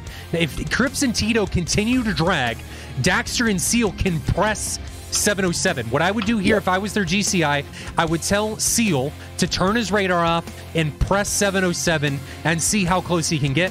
However, as I say that, it looks like 707's GCI has informed him, hey, you're getting pressed on your right flank. You need to turn cold. Daxter on 001 north. This could be trouble. He's defending, but he's defending late, and that 120B is going to have a lot of energy by the time it reaches him, and bam! First kill of the day. Or first kill of the round, excuse me, 001 gets dispatched by the hammer fist of Daxter. And again, this is what RVE did in round 1. They waited for CNF to make a mistake. When they made the mistake, they said, you're dead. You're not getting away from me. And that's exactly what Daxter did. They waited, and and CNF made a mistake. Daxter put a aim 120 on him, and he just couldn't get away from it. Get ready, because CNF, 4 planes committing hot now towards the main group. Looks like they want blood after that. Getting the feeling they're pushing in with a little bit of aggression here. I'm worried here. Are they going to become overly aggressive here? Do they have the organization to commit as a 4-ship? You can already see that 707 is breaking up, and it seems like that 4-ship commitment that they were trying to make is now dissipating, and now you have 701 committing by himself. Well, now he's turning cold, and you have 707 recommitting. 101 on Snowman. He could be in a rough position there. I don't know why yours is not. They're together. Back in. Snowman's now egressing away with yours. So again, I like the discipline we're seeing coming from the RVE side. They're continuing. They're playing the Chinese festival game. They're drawing this fight out. Yep. They're waiting for CNF to make a mistake, and when they make the mistake, they are there to capitalize on it. And that's what I like to see. This is what they were not doing during round 2, and this is exactly what they needed to do to bring this out on top, and to come out on top in this particular round and continue on to the quarterfinals. Now, the question that I have to ask, though, is will they be able to maintain this discipline? Because discipline in these fights is one of the hardest things to do. So it is. I just want to, I'm on the edge. I hope they can. And if they can, I think they're going to come out on top. But if they can't, I think they're going to put themselves in some very disadvantageous positions. And if CNF smells blood, they may be able to capitalize on it and swing the table in a different direction. And I agree. And I think there's something to the fact that RVE is keeping this feet wet. For whatever reason, that's a good point. Call me crazy. I get the feeling that CNF does not want to fight this thing purely over water, and they keep absolutely at all times. There's been 3 planes feet dry at all times, and here we go. 2 guys now, 701 and 801, kind of getting cordoned off here by Tito and Crip. Right, but now, it looks like they're going to right make here. This is something that I want to use as an example. Right here, I think RVE's GCI should have kept Tito and Cripps hot. What I would have liked to see if Tito and Cripps stayed hot would be for Tito to put an aim 7 or something, 120 launched out of STT to force 701 to stay cold. What that allows Cripps to do is then to stay hot on 801 and utilize the Erst EO advantage that he has, turn his radar off on 801, and then isolate 801 by himself down to the south.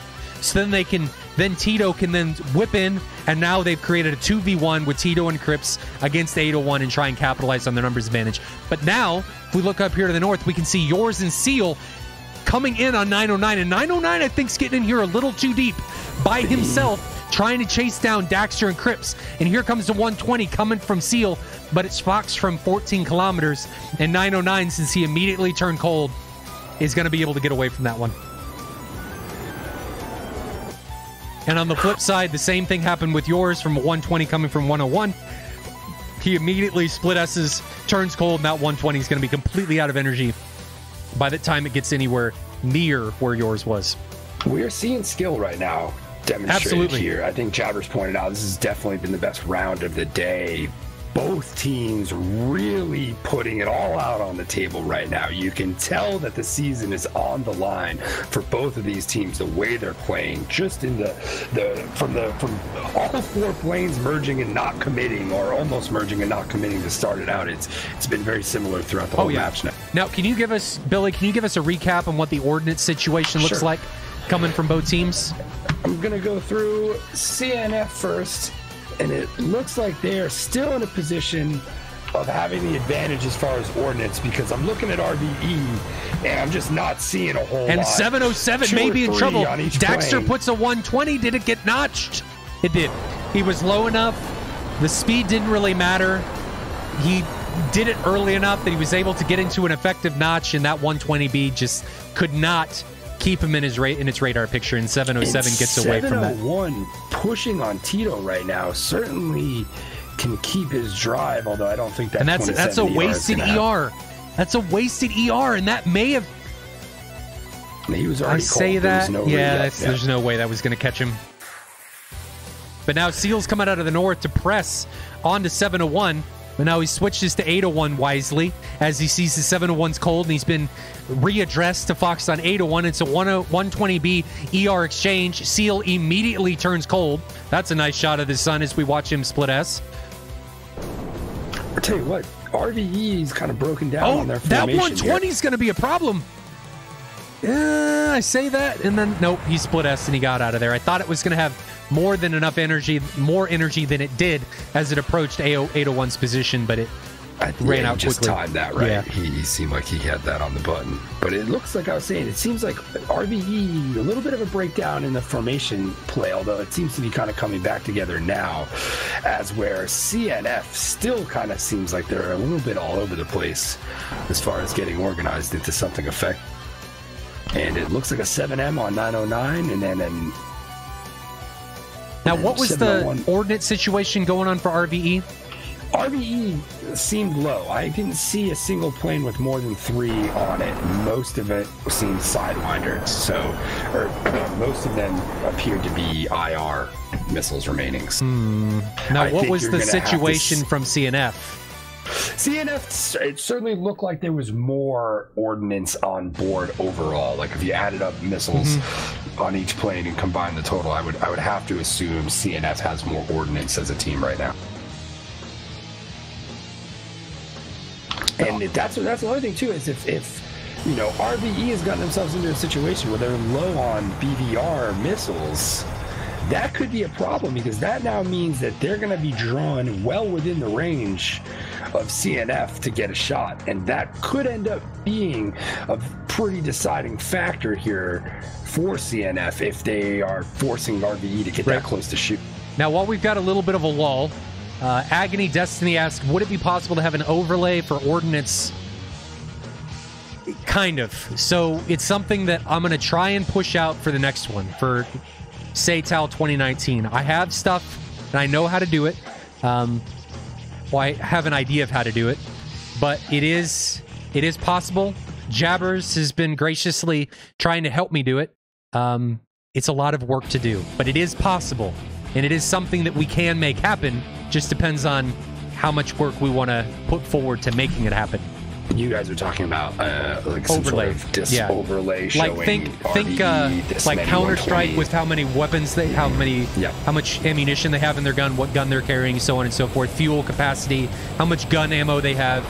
I've done it before. It's just not. I didn't want the AWACS. It's not easy to do, and I don't have the coding skills to be able to do it. So, Jabbers, luckily, I'm friends with him. The coding master, as far as DCS is concerned, has graciously said that he's going to attempt to try and make this work. Snowman puts a 120 on 809. Whoa. What is going on with 809? I don't know if that was lag. But that 120 and 707, he's in trouble too. 707 may be in trouble. I don't know that he's getting away from that 120. Right behind him. Wow. Just missed. I thought he was dead for sure. I thought both of them were dead for sure. Yep. 909 and 707 escaping by as much. Oh yeah, no, that was impressive. Both of them there pulling that up. I thought those were kills for sure. I mean, and just locked in. Seal exchanging now up north. But RVE's got to be careful with these missiles. I think they're running out of BVR missiles, but at the same time, oh no, 909's got it. Oh damn. I thought it was on 909, but it's on 701. Crips, are you going to be able to get that? Crips, are you going to be able to get that? Is he 701 gets taken down, and 909 didn't see Crips. Crips just snuck in there like a cat in the night. Opportunity missed by 909, man, that's for sure. But again, look how low 909 is, and there was that altitude disparity. Crips was higher than 909, and because of that, he didn't see him, and that was why he wasn't able to capitalize on that situation. And that's another casualty coming from the CNF side. And now, ladies and gentlemen, we may have our first merge. Does Tito, do you see him? 909 seems like he sees Tito. I think they see each other. And this is our first merge outside the guns of round 2. And Seal coming in might be able to dispatch 909, although he's turning cold. as if 909 saw him first.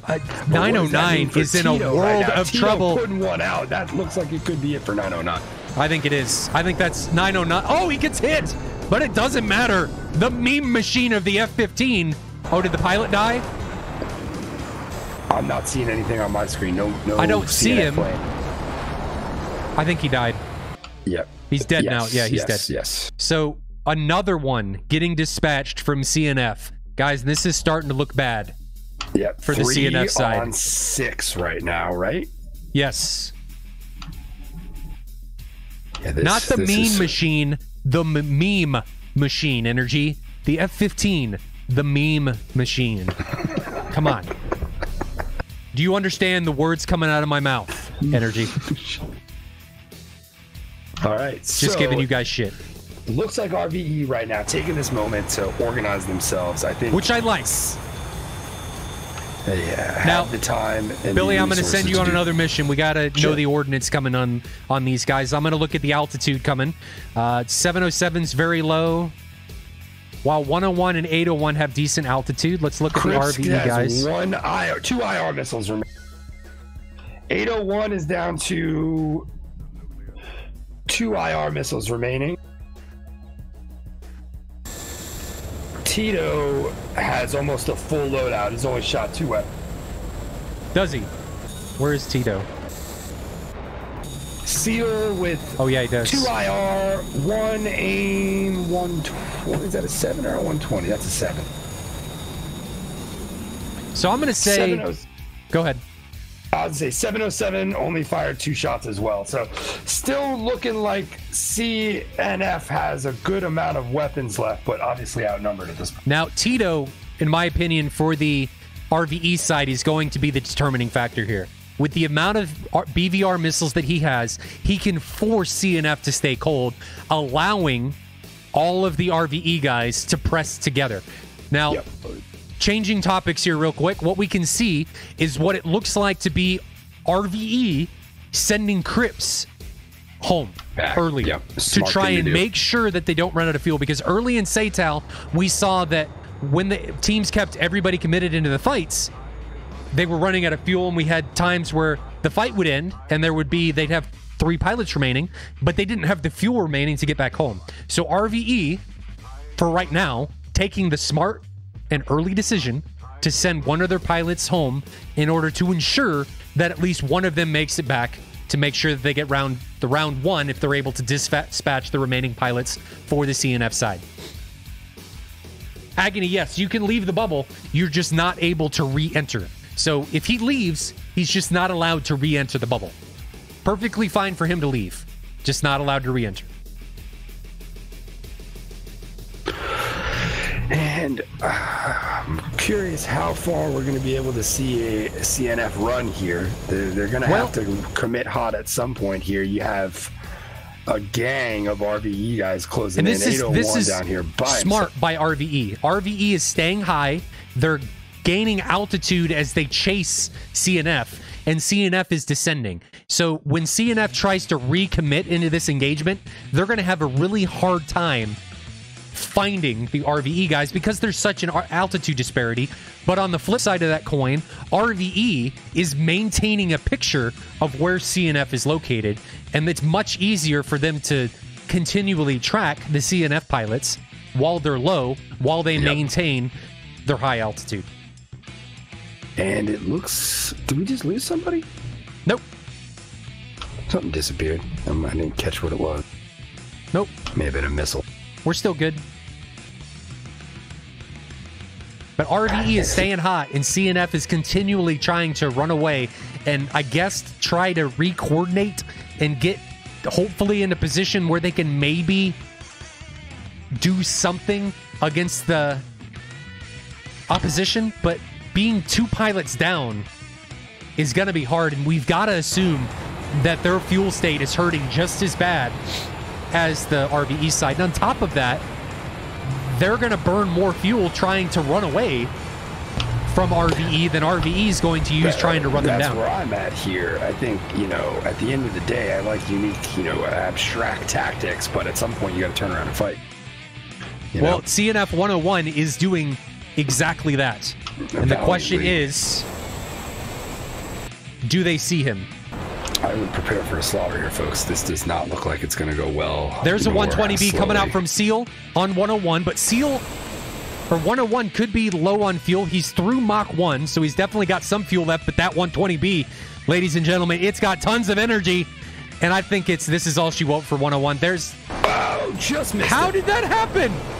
What just happened? Using a little magic there. I'm to get himself speechless. out of that. Magically, exactly. I don't... That... Yeah. Inexplicable. That was unreal. Yours and Snowman now extending. I'd like to see Snowman bring it around to back up yours, because if he doesn't, either him or Tito is going to need to... That was like a Jedi mind trick of the Jedi pilot of 101 saying, "This is not the plane you are looking for," and then just turns around and runs away. Indeed.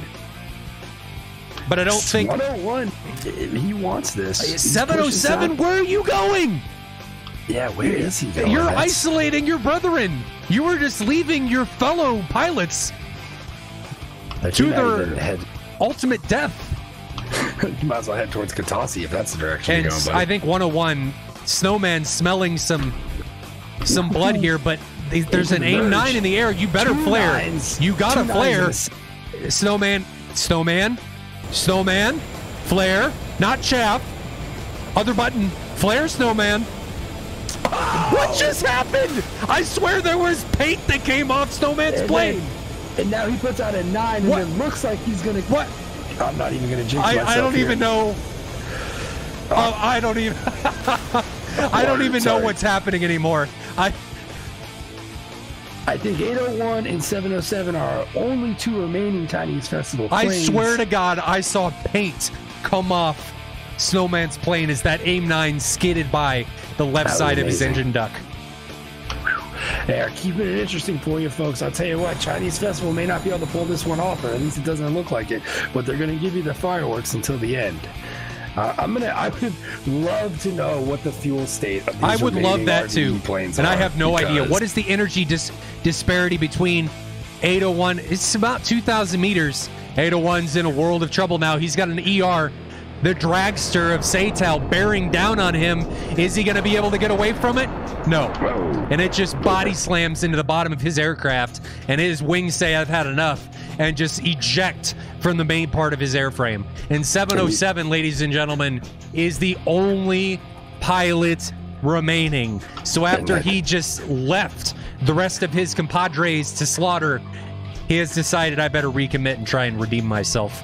Yeah, I think he's going to take the proverbial sword to the stomach there for the group. Turn around and take what's his, because it does not seem like he's in any position to there's to an pull ER coming off of him. Well, he's certainly going to go out fighting. Though I don't know where it went.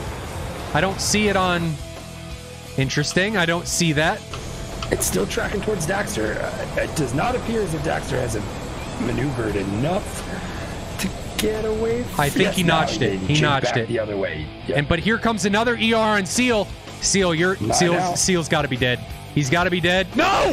Ooh. What is going on? And then another one. That one might get him. Oh, we just ate another one.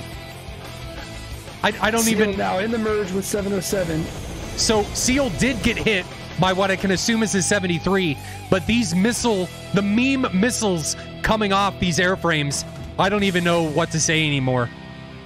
He just backed off Tito now, but Daxter is hungry and approaching fast from the rear. He is indeed, but does Daxter have any weapons remaining? He's got some AIM-9s. So 707 is seemingly sandwiched between these two, and 707, I'm sorry to say it, buddy, your plane has seen better days.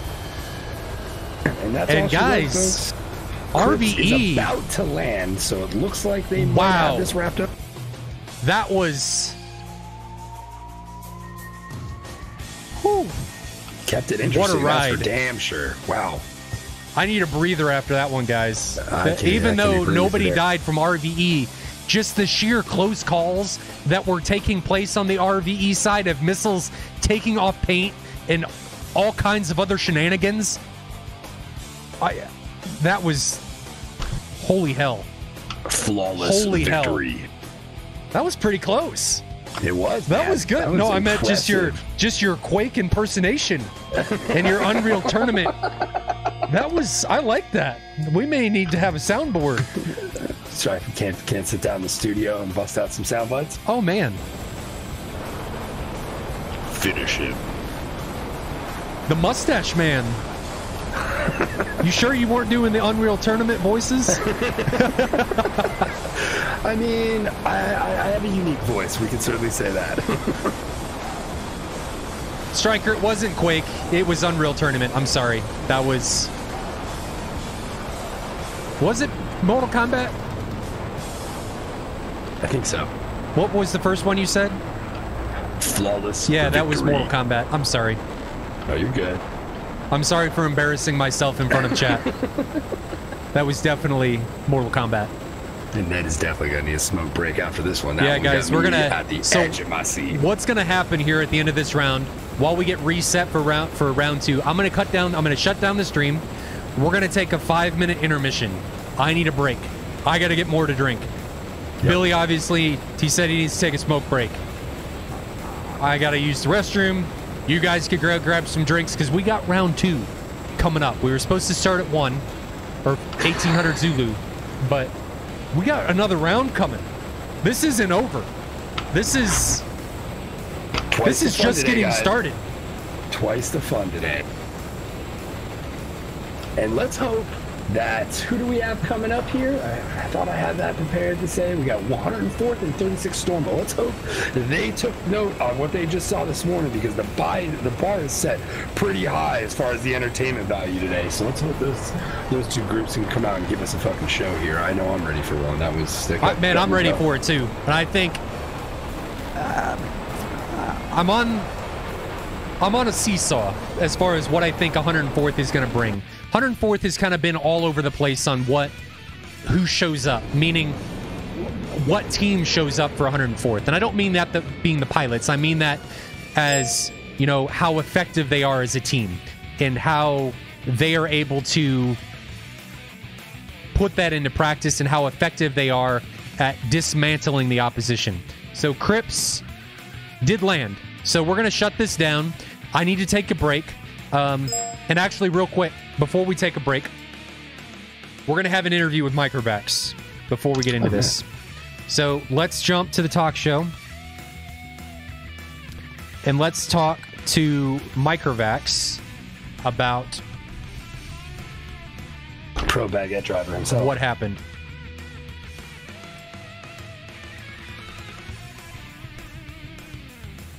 Hold on, guys.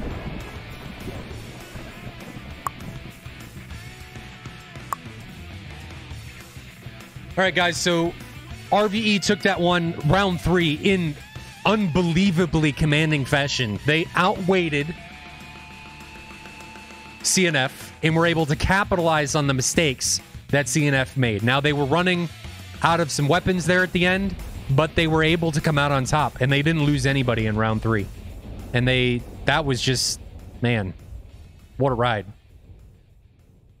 Let me see if he's ready. User was moved to your channel. Mike, are you there? Yes, All right. I'm alive. You are alive.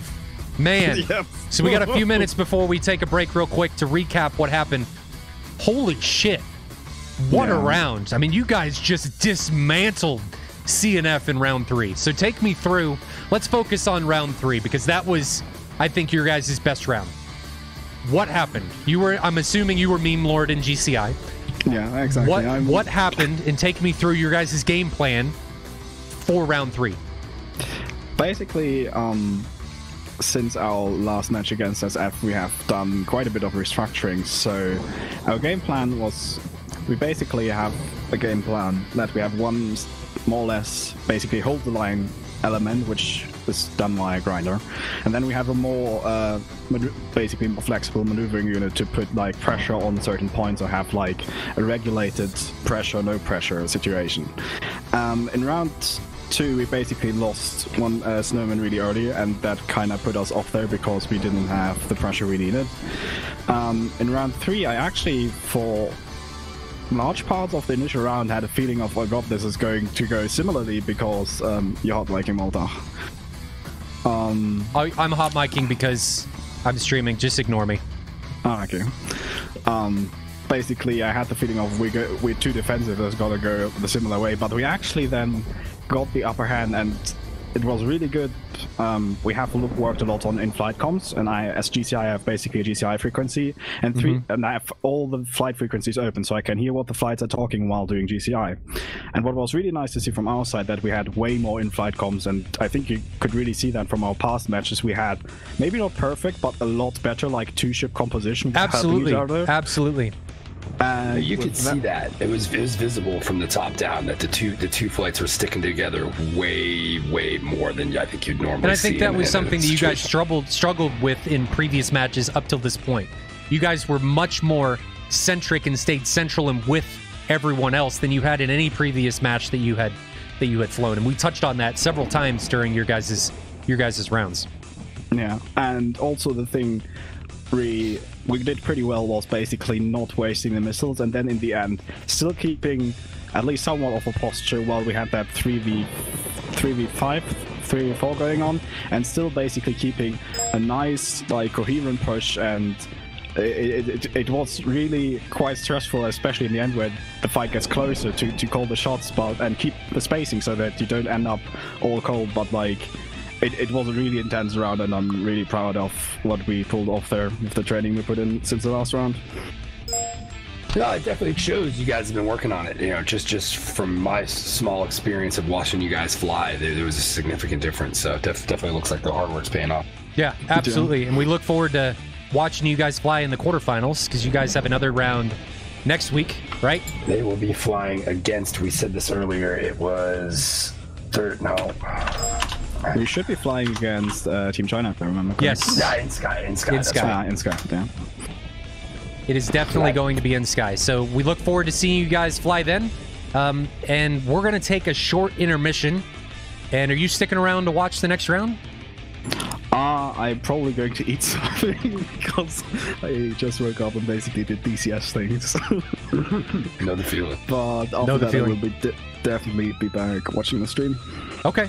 Well, guys, thanks for watching round one, or match one. We're going to take a short 5-minute intermission. I'm going to shut the stream down just briefly, and I'm going to restart it. So it's going to go back to the stream starting screen. I'm not going to put a timer up on this one, but we will be back in around 5 minutes, and we'll get started with 104th versus 36. So stay tuned, and we'll be right back.